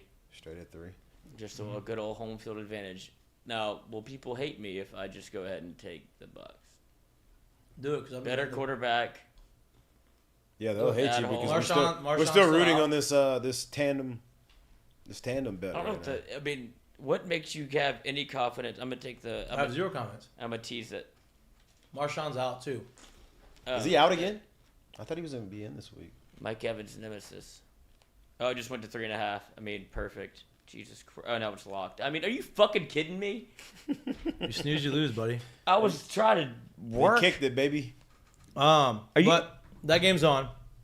Let's talk about the football. Let's talk about college football. The playoffs. College football playoff. There's nothing more upsetting. I'm sorry than just like I can't bet. No. Oh, outside of TCU losing, I mean not TCU. Outside of USC losing and blowing it for themselves, losing to the same team twice. That sucks. That's tough. Couldn't beat Utah. Georgia's 1, Michigan's 2, TCU is 3. Didn't make any change there, and Ohio State's 4.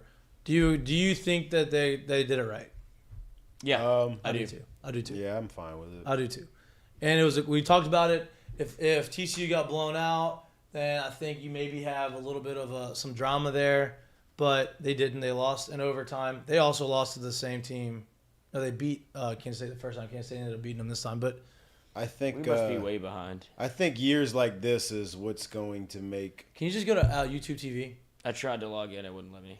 With my login? And it's not saved anymore. I think years like this is what's going to make the playoffs electric. You know how to do it. Honestly. What? See, I think years like this is what'll make the playoffs electric. Because I do too. Because the argument has been changed from, they went to the BCS system where it was a computer thing, and then the computer thing was always putting SEC in there. So then they went to the playoff system, which was supposed to put the best teams, not just reward who's had the best year so far. Right. In a very uneven playing field, right? Like, you're not playing in the same conferences, you're not playing the same teams. So I think, moving forward and you go to a bigger playoff system, it's going to put now we have a chance to see the pretty much 12 best teams. I would say in college football, it's even hard to even say you have 12 teams that are really in the same boat, right? But you still have the opportunity for them. Exactly, and I think that's what's that's gonna turn into. Which is what I think. So I think they did the right. Look, they gave because they went with it is what it is. That's why I say it's hard to have that conversation because they went with who's had the better year over who's the better team. They assumed. Yeah. Now I will say this, not that it matters. I still think even without Hooker, since they're not going to be in the playoffs, I think that they should have just put Tennessee at 5, just over Alabama based off of resume. If you're not going to put Bama in there based off the best teams, based off of the resume, Not that it matters because that's 5 and 6. And look, and I guess my only take back to that is the same thing I kind of said before, is the sense of I feel like a large part of what they did and part of that resume was on Hooker. I 100% get it. So when he's not there, it's hard for me to say that they're that team. I agree, but I'm just, if they're not going to be in the playoff and they're not that one spot, and if it's just for like ranking purposes, like season's over. Which I didn't pay attention. Which one of them got the Sugar Bowl? Who's in the Sugar Bowl?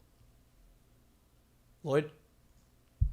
It has to be the next highest ranked like SEC team, right? I would imagine Alabama's in the Sugar Bowl. I thought I would imagine. Did y'all see Nick Saban? Did you know? Is Alabama in the Sugar Bowl? Oh, hold on. Let me check real quick. Sorry, I should probably know this. It's been a long day. It's been a long day for everybody, I think.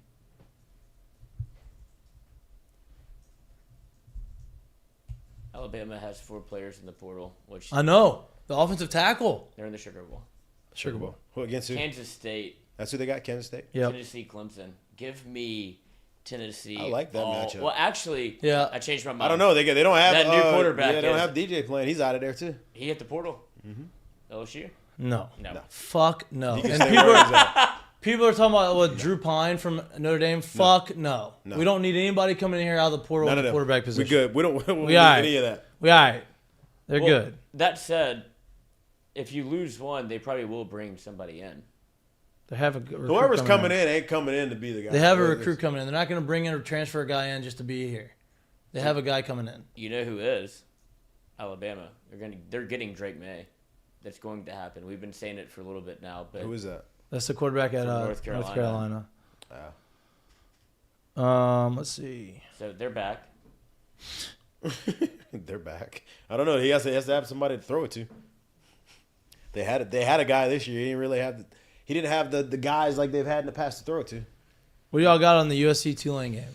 I kind of like that. I kind of like the fact that Tulane gets that matchup. I hate to say it, I like Tulane. Me too. Caleb Williams, I don't know if he'll be able to heal. I don't know if I like Tulane, but I'm very intrigued by watching that game. Me too. They had a great year. 11-2. They did have a great year. 11-2. I wish they would have put LSU versus Tulane just for the fun of it and put it in the Superdome. Yeah, what bowl would that be? R&L Carriers Bowl. What bowl would that be? The Christ. Popeyes chicken? You want LSU to play December 20th? What would that be? The Popeyes chicken bowl? They just make one up? R&L Carriers Bowl. Yeah, it's the one at UL. It's the UL Tulane Bowl. The UL Bowl. They did it 3 years in a row. LSU gets to play Purdue, obviously, on the 2nd. That's a, whatever. Purdue's not bad. No, they're not bad. They're not great. They're not bad. If you lose to Purdue, that's a real salt in the wound, huh? Like, you can't be LSU and lose to fucking Purdue. Especially as the third loss in a row. We talking about all the entries into the portal. One entry into the NFL draft that I was shocked, actually, about is Anthony Richardson's going to the draft. He announced that he's going into the draft, the quarterback from Florida. Oh, wow. Also, along with him going to the draft, we talked earlier in the show. Did you make up this password yourself? Huh? Did you make up this password? It's awesome. Yeah, it's great. It's creative. I can imagine what was happening. But you look at Anthony Richardson getting in the draft. We talked earlier in the show about the difference between LSU last year going into the offseason and this year going into the offseason. What? Look at the text above it. Don't read it, but just look at it. I'm glad you had fun. And how much different the mentality was with the team. Last year going into the offseason, a lot of uncertainty. People weren't happy. Team wasn't very good. Everybody was looking forward to leaving. Everybody was trying to get out, go to the draft, do their things, go in the portal, whatever. This year, you have guys coming back because they don't want to leave. They like what's happening. They like the culture that's being built. They like the things that they can do next year. A la Kayshon coming back and some of these other guys that may announce they come back. Anthony Richardson declares for the NFL draft. Florida has 18 guys so far that have announced that they are leaving via the portal or leaving to go and go into the draft. Call me crazy. That ain't good. It's not good, but I don't know if it's not good. Yeah. Maybe he's pushing them out. Yep, I'm with you. I thought the same thing. I don't know. No. What? They have to totally restart at Florida. They had a quarterback that they tried to sign that got released from his scholarship because yeah. he said some lyrics that he shouldn't have. The Jay-Z's in Paris, right? Isn't that the song or something like that? I don't know. And he said that, and then the My other Friends in kid Paris. was my friends in Paris. The ninjas. Even that makes me so nervous. And then there's the other kid that was looking at kid porn. So you had, Okay, I don't think he was looking at kid porn. Is that what happened?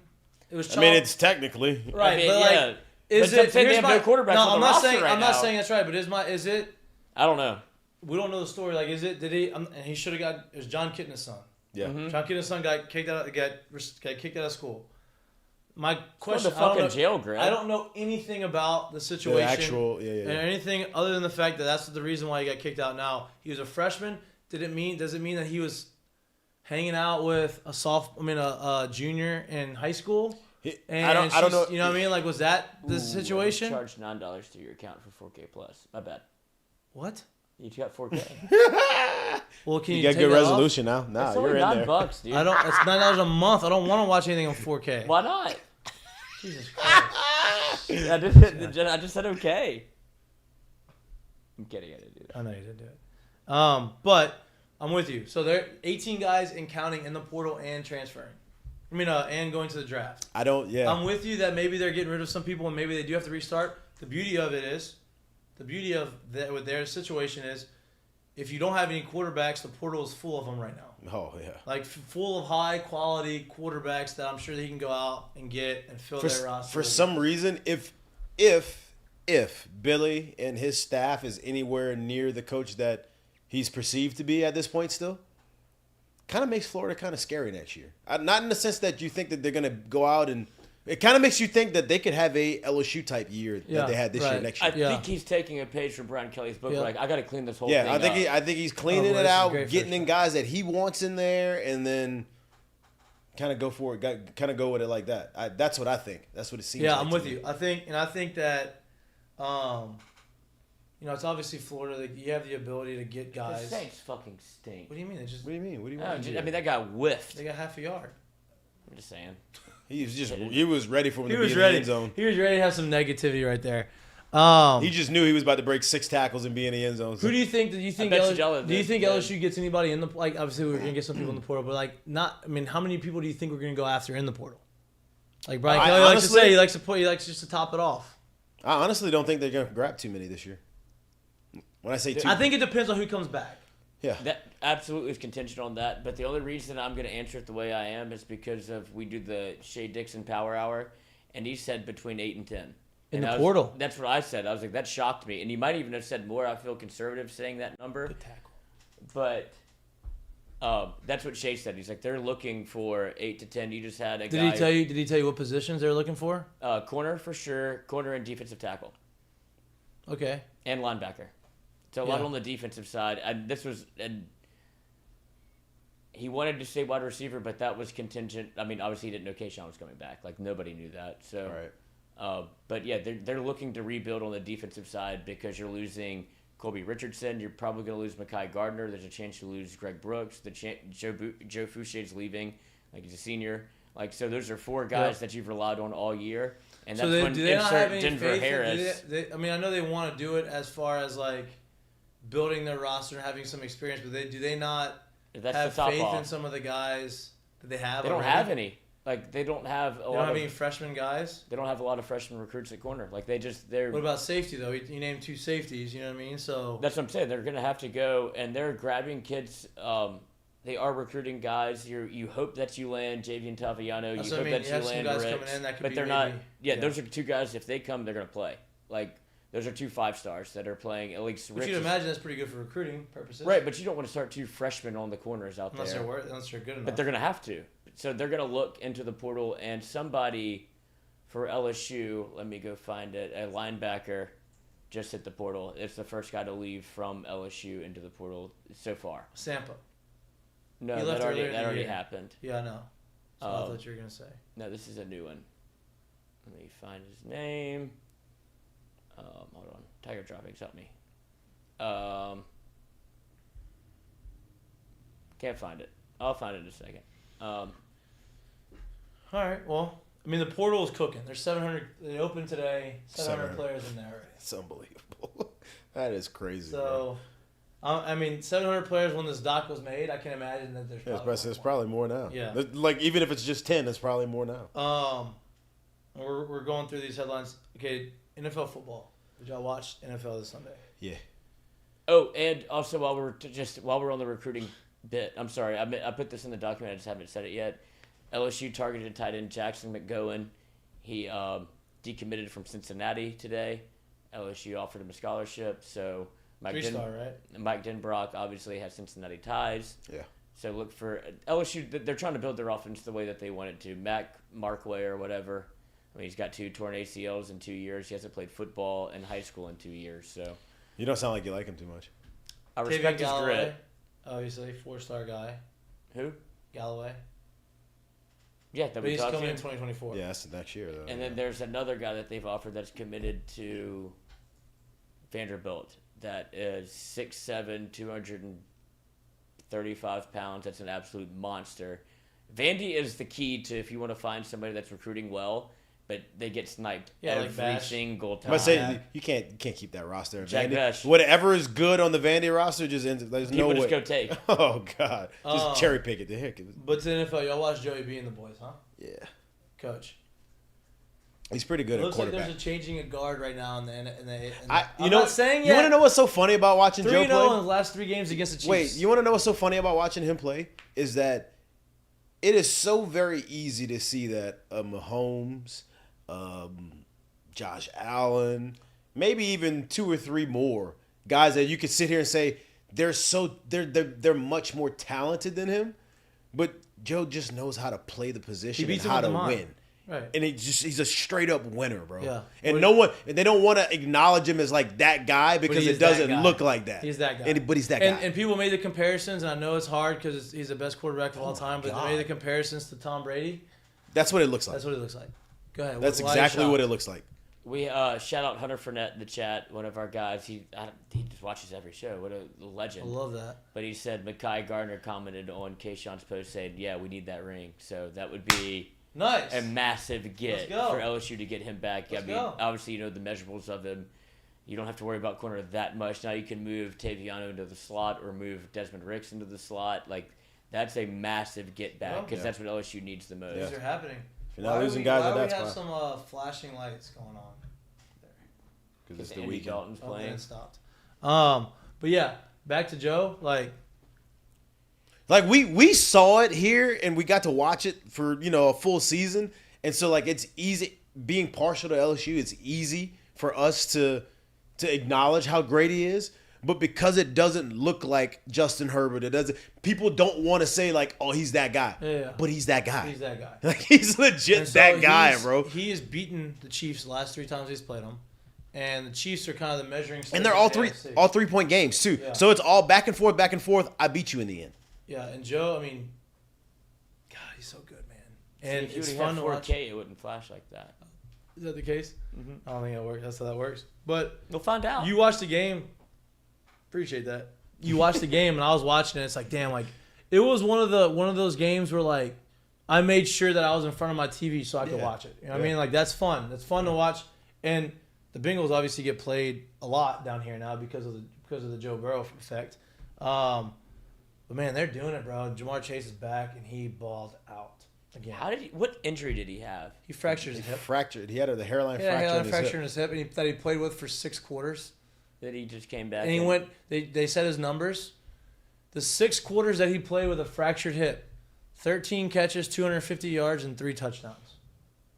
With a fractured hip, if you're wondering, like that means he broke it. It's broken.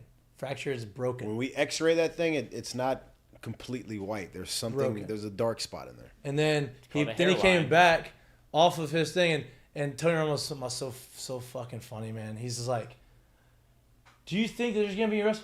Oh no, he's ready. He played 6 quarters of fractured hip. He wouldn't be playing. He's ready. And then next thing you know, back shoulder throw, breaks a tackle down for 50 yards. Like, yep, he's okay. Yeah, I think he's good. He's all right. They showed a stat too that over. Oh, that's weird. We got the punt. Over his last 2 or 3 years, his time in the NFL, he's the NFL's leader in 50+ yard plays. The NFL's leader in 20+ yard plays, and like I want to say top 5 in like yards receiving or something else like that. But literally, basically saying at the position, here is the most explosive guy. Yeah. Like I don't know. Here's the guy. He does everything so smooth. Everything. It doesn't look like he's super moving smooth. fast. It doesn't look like he's trying hard. It's just there. It is. And there's a lot of analysis that said it made Joe Burrow better a little bit because he didn't have that security blanket in. I think that's Jamar. a stupid analysis because I think they have another number. Go somewhere else. You know? It made T. Higgins better. It's easy to go somewhere else when you have another number 1. Yeah, Like, let's be honest. T. Higgins is very. No, I good. think the person who benefited most from that is Tyler Boyd because before the year when the year started, Tyler Boyd's is awesome. He's been great since he's been in the NFL. But when the year started, Tyler Boyd's numbers were down a little bit because it was just he had a lot of guys. He had Mixon. There's only one ball. Yeah, right. And so when Jamar Chase goes out, you go look at Tyler Boyd's numbers. Tyler Boyd may have the best year of his career when it's all said and done this year, numbers wise, because he absolutely balled out in those 4 weeks that Jamar was out. But I mean, they're good, dude. They got a ton of weapons, and they play good defense. I mean, 21 points. They don't have any stars, but was it 27-24 or was it 24-21? 27-24. They only give up 24 points to the Chiefs. Like that's. But Mahomes only completed like 16 passes. Yeah, that's like not a thing for him. I think that's his lowest in his career ever. Blowout wins, close wins, doesn't matter. Here's a crazy stat. Joe Burrow this year, 3,500 yards, just under 3,500 yards passing. What are you clicking the plus for? What are you doing? I'm trying to make this stop blinking. He's got 25 touchdown passes. How many interceptions this year? 6. He has 8. Oof. But he had 3 the first game. 4 for the first game. The first game of the season. Yeah. Called it the worst game of his life. For the first game of the season, he has thrown 4 since then. The rest of the way. And they started off with a losing record. Remember, they almost lost to the Saints. If they would have lost to the Saints, they would have been 3-5 or whatever it was, and they ended up getting 500. They're 8-4 now. Philip Webb is the guy for LSU that hit the portal. Oh yeah, I saw that today. You know who that is? Yeah, 4-star linebacker. I didn't really play much, I don't think. No, that's okay. Well, that's what I'm saying. Like, it's Happens. the same thing with Happens. that Alabama's doing. They're making room for other players. They're not losing 4 people to the portal. I agree. They're making room for. Did the offensive lineman that left? Did he play? I don't know, but I'm just saying, like, that's not the. Those teams like I'm with that, you. I'm with you. Don't I'm with lose players that. Another crazy thing about the football season this year, college football season this year. I know we keep bouncing around from NFL to college, but Did we go to CFP? We did that already. I think we just barely touched on it because we had the Kayshon news come up like right. Oh, we talked on it in the second did hour. y'all? We talked about did they get it right? You said yeah. I said yeah. And then I said I wish that they would have jumped Alabama with Tennessee just because neither one of them are in the final 4. So like, I feel like based off of resume, if you're gonna do that resume, Tennessee should be ranked 5, and Alabama should have been ranked 6 because of the resume. I know that Hooker wasn't playing. I just question if he does. Don't you think they jump TCU? No. Probably not. I don't, because I think that. Because I think the way that's that the same argument. Oh, you have the former Heisman winner from last year playing for Alabama who has 2 losses. They didn't jump him. I don't think.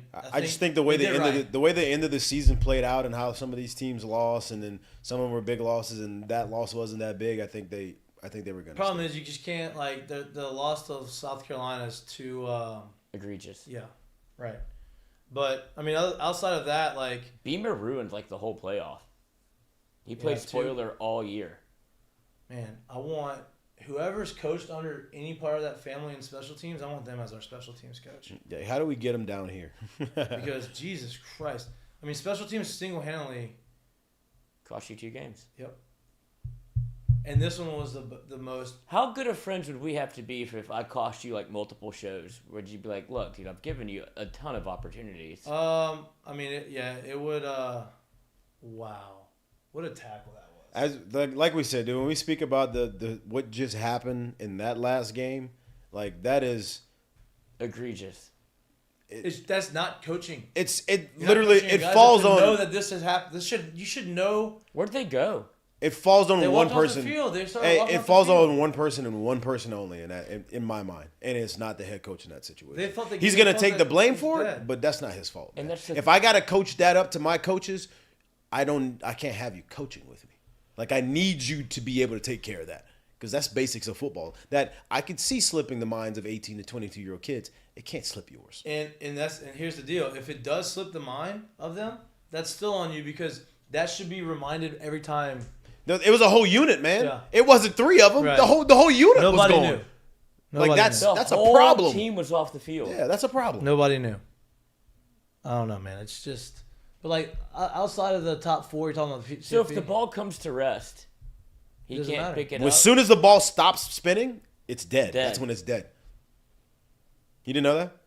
So while the ball's moving, it's live. But It's a live ball. wasn't it dead? Bro, No, go look he at it. waited It one was more rotation. It was literally like like a half rotation away from being dead. Go watch it again, dude. It's unbelievable. Wow. And he does it on purpose. Great for the guy. That's a great move by him. Good. No one was there. Those guys were kind of off the field. You could see him like hovering and like looking up, and it's right before it stops, That's picks it up, takes it off. Difference of coaching. Yep. He knew exactly what he was looking for. Yep. We had no idea. Wow. If you're that guy and you just look up and you see nothing but green grass, Oh, I'm picking this dude. bitch up. Bro, go back and watch the tape again. I know exactly. when I'm they- saying if you're if you're like, Yeah, but I'm gonna take a chance. my and point make is, them blow you the want to know whistle. how open it was? Go back and watch the tape again. This man ran 90-something yards. There wasn't a single purple and gold jersey Chasing him. in the entire thing with him down the field. Nobody was even close. That is they gifted him. Say, hey, you just take 7 at the spot. I know you're like the best team in the country right now. We don't need these 7. And like we just had a great drive to start the game that nobody thought that we could get a score on your defense, and we're just gonna get down there. We didn't score a touchdown. We're about to kick a field goal. It's gonna be a good momentum. Nope. Blunder. Never mind. Yeah. That's not a blunder. Just joking. Dude. That's fucking egregious. Just joking. What do you like? Do you honestly think that he can get away with keeping him as a special teams coach? Like, obviously they're best friends. We talked about that. We know what the relationship is. He brought him with him. He's the only guy that he's ever kept with him, and I don't know what. You can't. I'd like to see at the least his role like minimized, moved into something else. Maybe you can't get rid of him, but like He's the somebody 4th else has highest gotta- paid special teams coach in the country. Well, yeah, I mean that doesn't surprise me. Who's the hires? There's probably another one in the SEC somewhere. No, it's Texas is the guy that had the stripper and the monkey. You remember still that there. at Halloween? Oh yeah.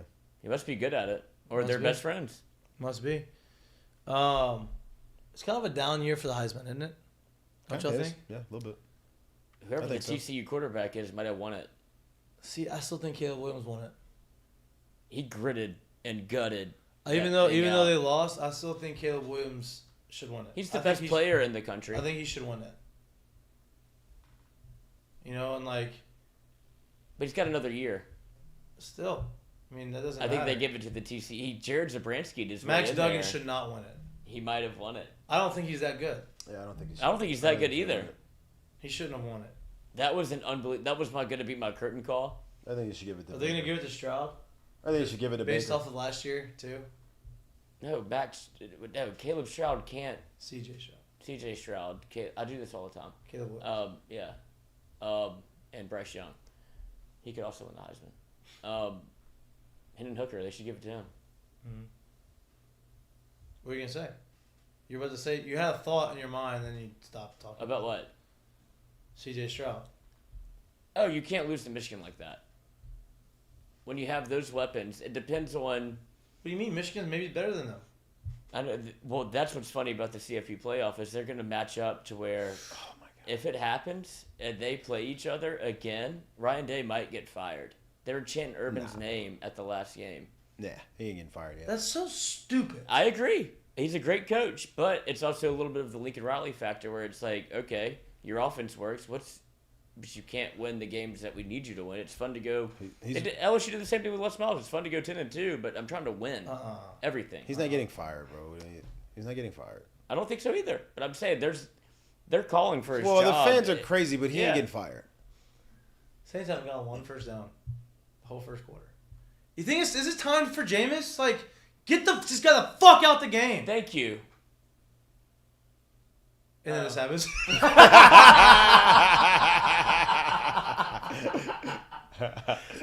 Keep him in the game. Let's go. Down the road, right? Let's go. That's all I was doing. Just see a little motivation. Hey, no joke.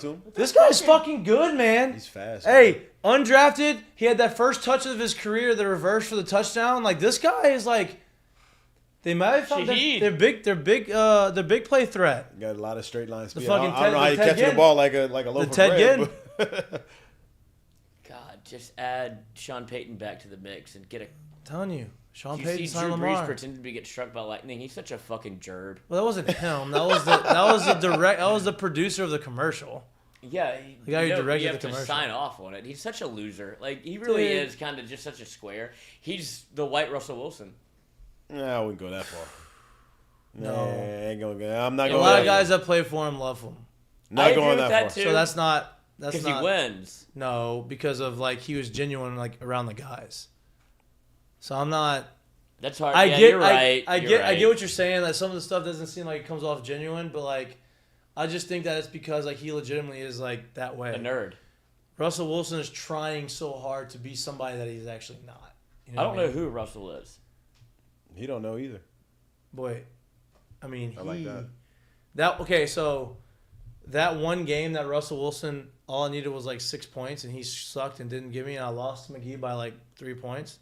Is gonna keep me out of the playoffs. How much did you score that game? Not a lot. Weird. McGee got one of those wins, huh? What are y'all thoughts on Dion? got How like does, 6 dude, of those. it's always somebody in every league. No, McGee's got like that's been him like the history of our league. He knows. What do y'all have on Dion, Colorado? We Love talked it. about it off air. I love it. Hey, props to you. You called that too. I thought it was more of a bluff move. Like there was other moves in the bank. I felt like There you go. I felt like Colorado was going to give him the ability to do everything he wanted to do, and it's a bigger school, and it's in an awesome area. He mentioned crime in his interview. Like, it's a place where I think it's going to be very easy for him to recruit to, right? They're basically giving him the keys to this program and saying, "Listen, we suck." What do you think the first thing Jordy brought up was? The first what? Weed was legal. Yeah. I think a jar. Oh, never mind. Yeah, I mean, whatever. Like, that is what it is. Like, I don't think that's gonna be the reason why he gets all recruits there. I know. But it's gonna be easy to get guys to recruit there, or it's gonna be easy to recruit guys there. It's gonna be. It's a beautiful place to be.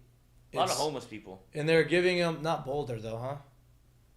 Maybe Denver for sure. Yeah, maybe. But they're giving him the keys to the program. Hey, we were 1-11. We sucked. We have not been relevant in college football in 20 years. I want you to come in here and I want you to go do everything that you can do. I want you to get us back to the 90s Colorado. Because if y'all remember, you maybe not remember because y'all are too young, but Cordell Stewart. 90s Colorado was really good. And so you go down there, he does it, and like it seems, I mean, if you listen to the interview, now I don't want to talk too much about it because it's part of my curtain call, but if you want to listen to the interviews, right, I didn't listen to the whole press conference, but listen to the 15-minute player meeting that he had with the team. And he basically came in there and told them, and he was blunt, and he told them exactly what he wanted to do and how he was going to do it, and he allowed the players to ask him questions. And you automatically think, oh, Dion, he's a player's coach. He's going to let these guys do whatever they want to do. Cool vibes, like chilling, all this swag, whatever. No. In his interview, he says, when we have meetings, there will be no hats. There will be no beanies. There will be no earrings. You'll be paying attention. You'll be on time. We're going to have discipline. Like, I don't care how he's dressed on sidelines with chains or however he looks. The man knows how to coach. He knows football, and he knows what it takes to win. And that includes having discipline and being and making sure that everybody's on board. He told him, he said, hey, listen, Shadir Sanders, is that his name, right? Yeah. Stand up. That's y'all's quarterback. All the coaches, the players asked him, hey, what staff? He goes, are you going to retain any of the staff? Probably not, is what he said. Hey, what's the off-season program look like? Oh, it's going to be tight. He goes, I'll make you want to quit. He goes, I only want the people to be here because I hope some of y'all quit. He goes, some of y'all in these seats aren't going to be in these seats next year. I'm just being honest with you. We coming, right? Like, the way he said it, it wasn't like coming off wasn't the as, nicest, but it was. and it also straight up. wasn't coming off like I'm trying to be a hard ass. It was like, hey, I'm being real. Just being honest I'm with letting you. you know what's gonna happen. Y'all are 1-11 last year. That shit ain't gonna happen. Like, there's a reason why y'all are 1-11. There's a lot of reasons, and one of them is probably because we didn't have enough talent in the room. So if you want to win, I'm gonna have to get the talent in there, and I got guys coming. Listen, Travis Hunter, he's gonna be there. That's no doubt. Right, his son, who's a really good quarterback, he's gonna be there. That's no doubt. He has his 2025 5-star receiver coming out of IMG going to be there. Like, he's got guys in the portal going to be there. Like, it's going to be – Colorado's going to make some noise. I'm not saying they're going to go 1-11 to – they're not going to go from 1-11 to 11-1, but they're going to have some opportunity. You know what I mean? Like, he knows what he's doing. And if you haven't listened to his meeting with the team, I suggest you go listen to it because I thought it was very real. I thought it was very refreshing. And I thought I'd give a really good insight into how he is going to be as a coach. You don't get enough of that meeting. You don't get enough of – You don't get behind the scenes. You don't get enough of what he – not even just behind the scenes. You don't get enough of the stuff that he said in today's society. Right. Period. Behind the scenes, not – or like you don't get people giving it to you that straight. What you say? I pack my bags and they're Louis? I'm bringing my luggage with me. I'm bringing my luggage with me. That's what he said. Yeah. He asked about the talent. He said, I'm bringing my luggage with me. And they're Louis. And it's a Louis. Which means, hey, there's some talented motherfuckers coming with me. Yeah. So y'all get ready. I love that. Yeah. I love that. So he was very real with these guys. And that's, as an athlete, that's all you can ask for. Is your coach to be real and honest with you. That's all I got on that. What you got? You think you like it? You like that move? I love it. I mean, I knew the move was coming somewhere. There's no way he was gonna stay at Jackson State. And I kind of, for me, I've seen some videos of like the Jackson State community kind of like trying to, I won't say discredit, but like not give Dion his flowers on his way out. And I don't think that's something to like. I watched that and that bothers me because for me it's like, who were y'all before he showed up? And they keep saying that they're turning his back on the African American community. Well, that's my point. My point was, what was your school before he showed up? Yeah. How much attention did your school get before he showed up? Thank that man and be grateful for what he did while he was there. Now, if you have the right mindset, it's how can we sustain this level of success and this level of attention once he leaves? Who can we pass the keys to that can give us that as well? You're mad because he's leaving to go on to brighter, greener pastures? That's ridiculous, man. Listen, the school, Jackson State, in its history, has never been a stepping stone school to a bigger job. It is now could be that. If you can sustain the success, everything that to me, everything that black folks really want is the opportunity to have those job opportunities. He is showing a blueprint of, hey, it can be done at these schools. And you're mad that he's actually doing it. Like, black folks, in my mind, like, are so mad that you don't get these opportunities and let's just do it in a black community. Well, that's not where you become you raise yourself. You know what I'm saying? You don't affect change that way either. There's no change that way. If we're just going to go and do it in only black communities, how is that changing it for the next, right?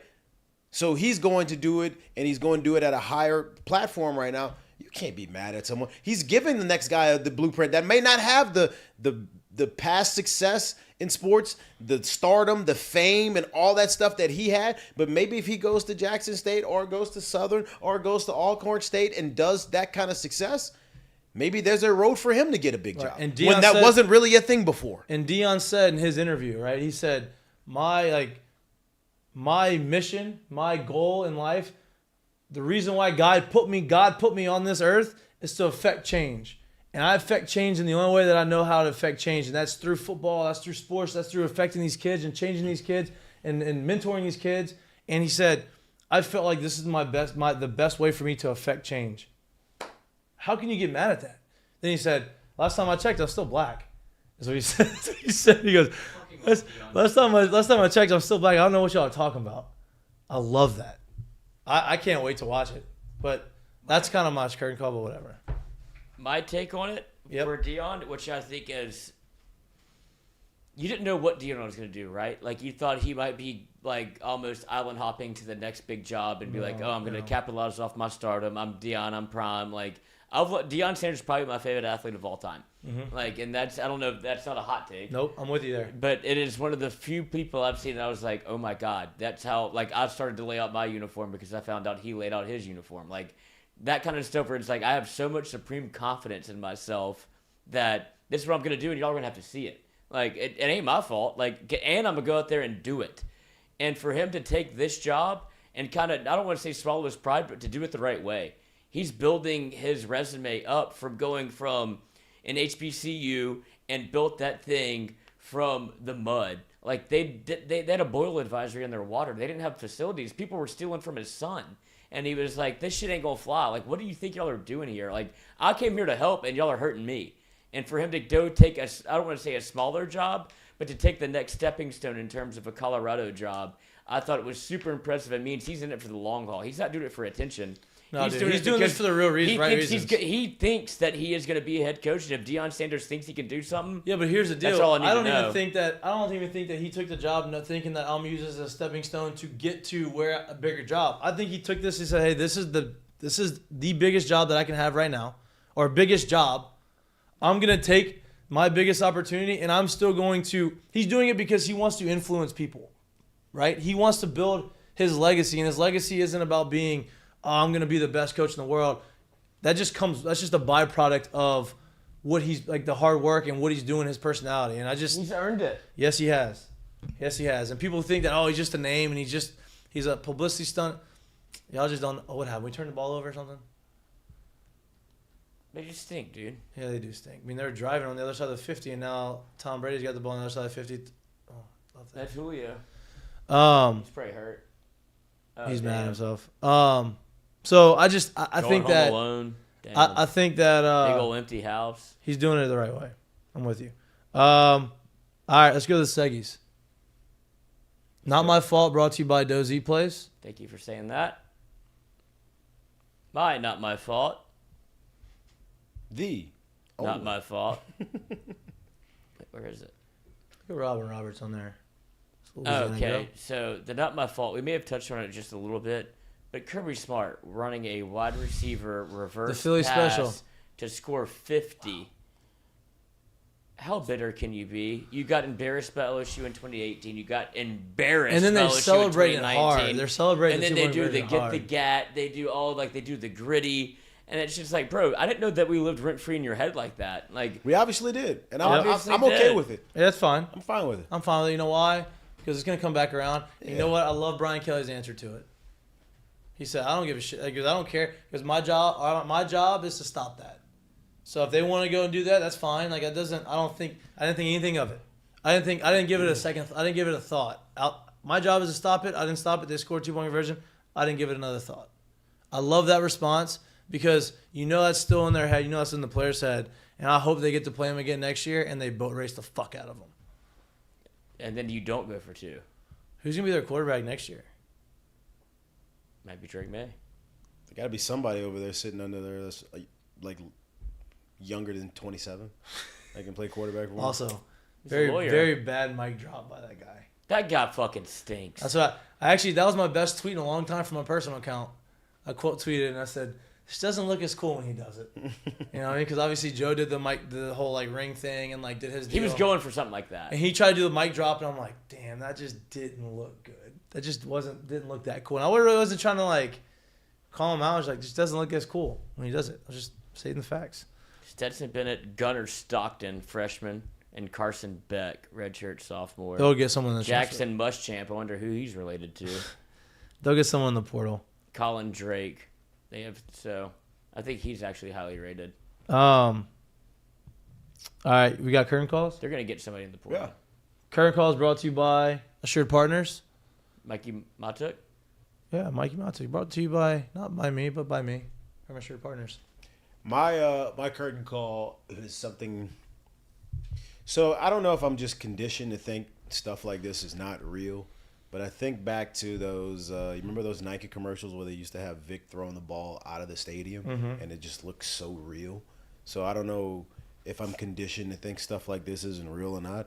But there was a video that circulated yesterday of Steph Curry in the gym. Unbelievable. Shooting full. First off, we're not even going to call. It's not even that's what I said. I don't know if I'm conditioned to think it's not real. But we're going to sit here and say, first off, it wasn't even shooting. Literally heaving, slanging, throwing full court shots. This man made 5 in a row.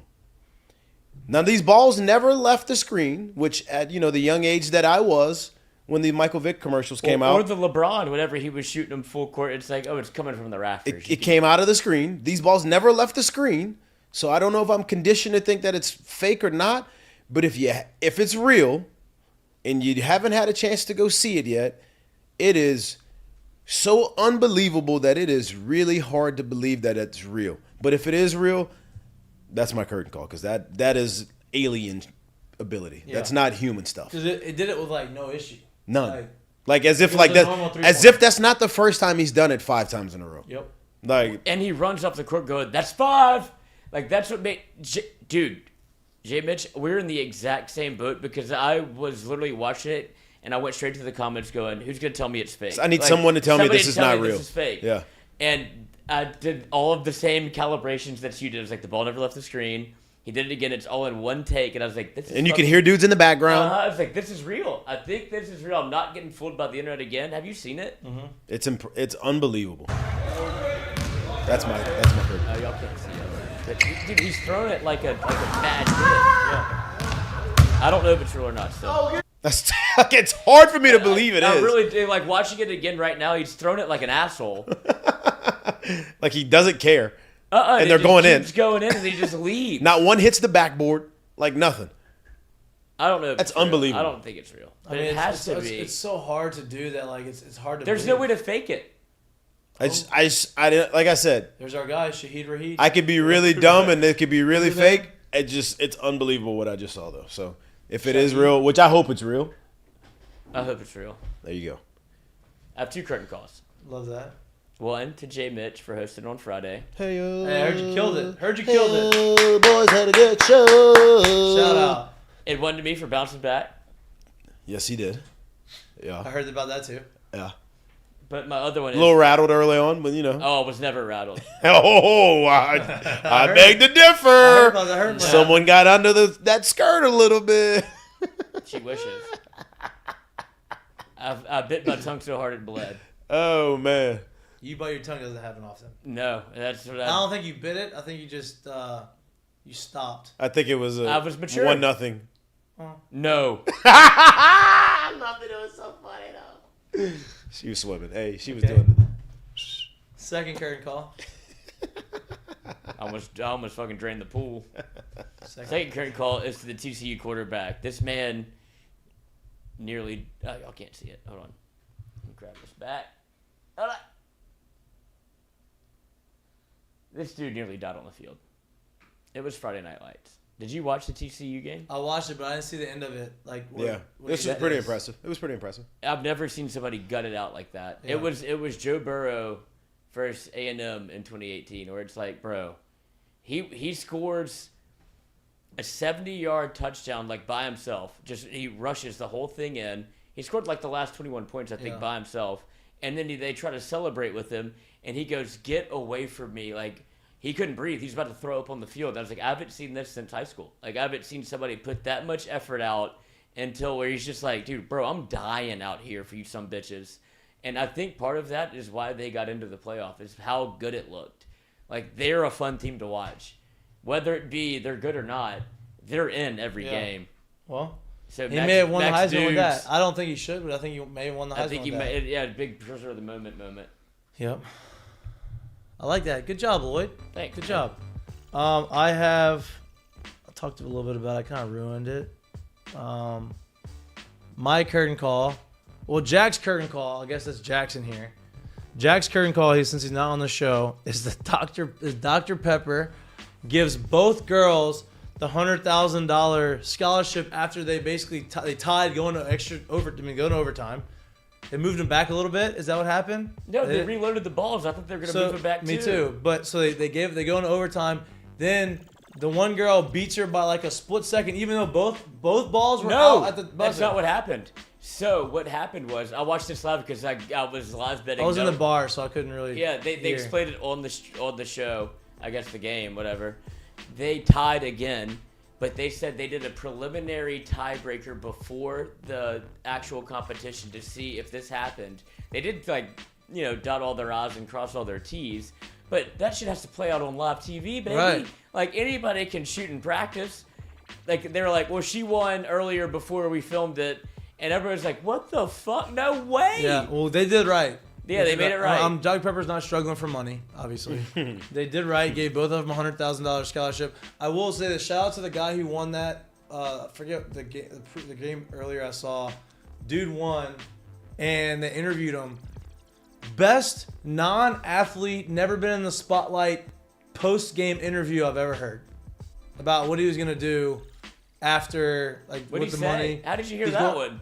Well, because I wasn't in the bar yet. So it was he was talking about how he was gonna use it for school and living life, like being able to like live without having to worry about money, and so he can get into med school, do some research. Like he spoke, it was just he didn't seem nervous when he was answering the question. I was like, that's hard to do for someone who's never been in that moment. But that's not really my. Do you think they have to vet those kids, right? Like they're not letting me out there.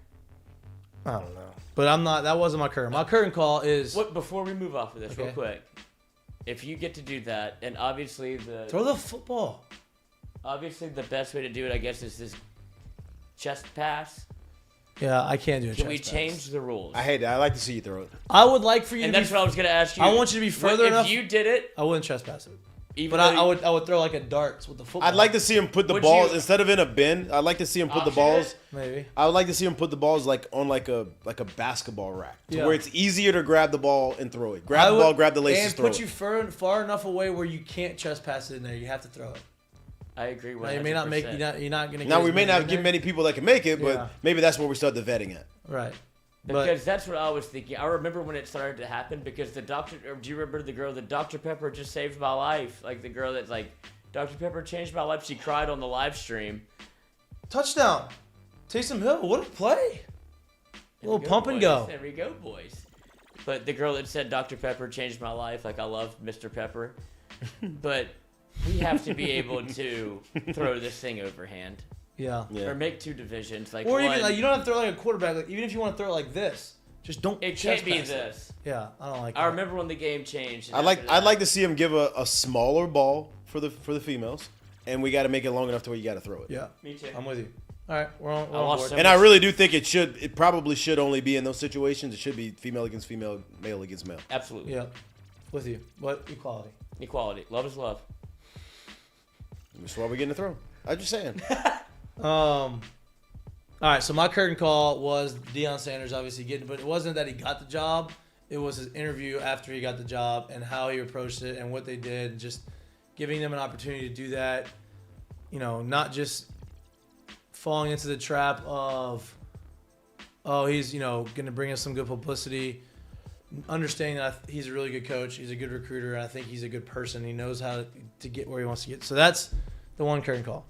Second curtain call that I have, which we didn't really get to talk about much because we talked more about football. MLB free agency is going on right now, and my former teammate, who is I would consider the modern day Nolan Ryan, is Justin Verlander. So shout out to JV for signing a two-year, $86 million deal with the Mets. How old is he? With a vesting option of 35. He is 40 years old. So he has a potential to have. He's making. So now he's playing teammates with Max Scherzer, who they were teammates together in Detroit in 2014, maybe 2015. I don't know when Max left, but I've heard some stories. It's going to be interesting, the dynamic between Max and JV. Hey, together. They're very Butt heads. They're very the similar. same person. well, I would imagine these conversations happened before. Oh, no doubt. I think they're fine. Just they're both alphas. They have very similar personalities. They're both insane as far as preparation and what they do. And but I think they're at their point in their careers now. Like, hey, we're gonna be all right. Hey, they don't hate each other. It's just Two dogs eating the same steak. Hey, chew on this for a bit. Imagine not being like the CEO of like some Fortune 500 or something, but imagine being 40 years old and still making more millions of dollars than your age doing something a year. Making $43 million a year. At 40 years old. What? Playing a Vested. sport. Well, no, those two are guaranteed. Then he has a vested third option for 35. Yeah. So he has a potential to make 3 years. So 2 for 40, 2 for 86 guaranteed. Then the third year can kick in and make another 35. So it could be 3 for whatever that is. I don't even know what math. The 114. NFL is so mad at Major League Baseball. They're like, oh, y'all get to play every day. Look at these TV contracts. Look at how much money you get to Major kick League Baseball around. is so mad at NFL. No, NBA. NFL. And NBA, yeah. But it's regional, so like they're not getting. I know, national but it's all spotlight. just TV. Yeah. Great show today, boys. Max Scherzer has heterochroma. He has two eyes. 2 different colored eyes. You try to say the big word thing and I know what it meant. Heterochroma. Yeah, 2 eyes. One's blue, one's brown. Mm-hmm. Yep. Crazy eyes. Yikes, Mad Max. Great show today. We didn't have a guest. We'll have a guest on Wednesday. We don't know who it is yet. We're gonna have one. I feel like Peter Burns wants to just be on the show. Well, I think he's doing. Peyton doing this thing in cleats. He's in cleats. He's got almost a cardigan on in cleats. And jeans. Look at him. Wow. Oh, that guy's great. I fucking love Peyton. Look, Eli's got the Eli face. Randy Moss is high as hell. Oh, man. Eli's got the Eli face. Oh, go winner. Go winner. I have exciting. Alvin Kamara in fantasy. And I'm going against Olave, but I also have Mike Evans, but I need to win. It's time for the... Look at that room. Your boy's chasing 3 straight That room rings. is dope. Sick. Good for you. I'm Thank proud you. of you. Shout out to you. Shout out to all everybody listening and watching Big and show. following us. Big show today. Great show. Thank you for tuning in. If you have not liked and subscribed to our show and you like to watch our show, please Do hit that it, subscribe button. It please. helps us out. And tell your friends about what we talk about, what we do, and how much fun we have on here. So let them come out and hang out with us. We're on all podcast networks, Spotify and Apple. Thanks to Lloyd because he posts them every show. Appreciate that. From Local Earls on Friday, despite their best efforts. Appreciate that. I hope you all had a good weekend. And we will see you again live Wednesday night, 6 to 8 p.m. Back on regular scheduled programming. Back on the regular scheduled programming. Love you. Have a great night. Enjoy the Saints W. Peace. Jared, say it. See? Say you love me. I love you. There you go. Well, I don't say I love you to you. I say I love you to the people that's Well, listening. tell me you love me. I love you. I love you too. Love you too, Jared. Lloyd just doesn't like to end the show. Like he will do anything he can to just extend the end of the show. Extra this time.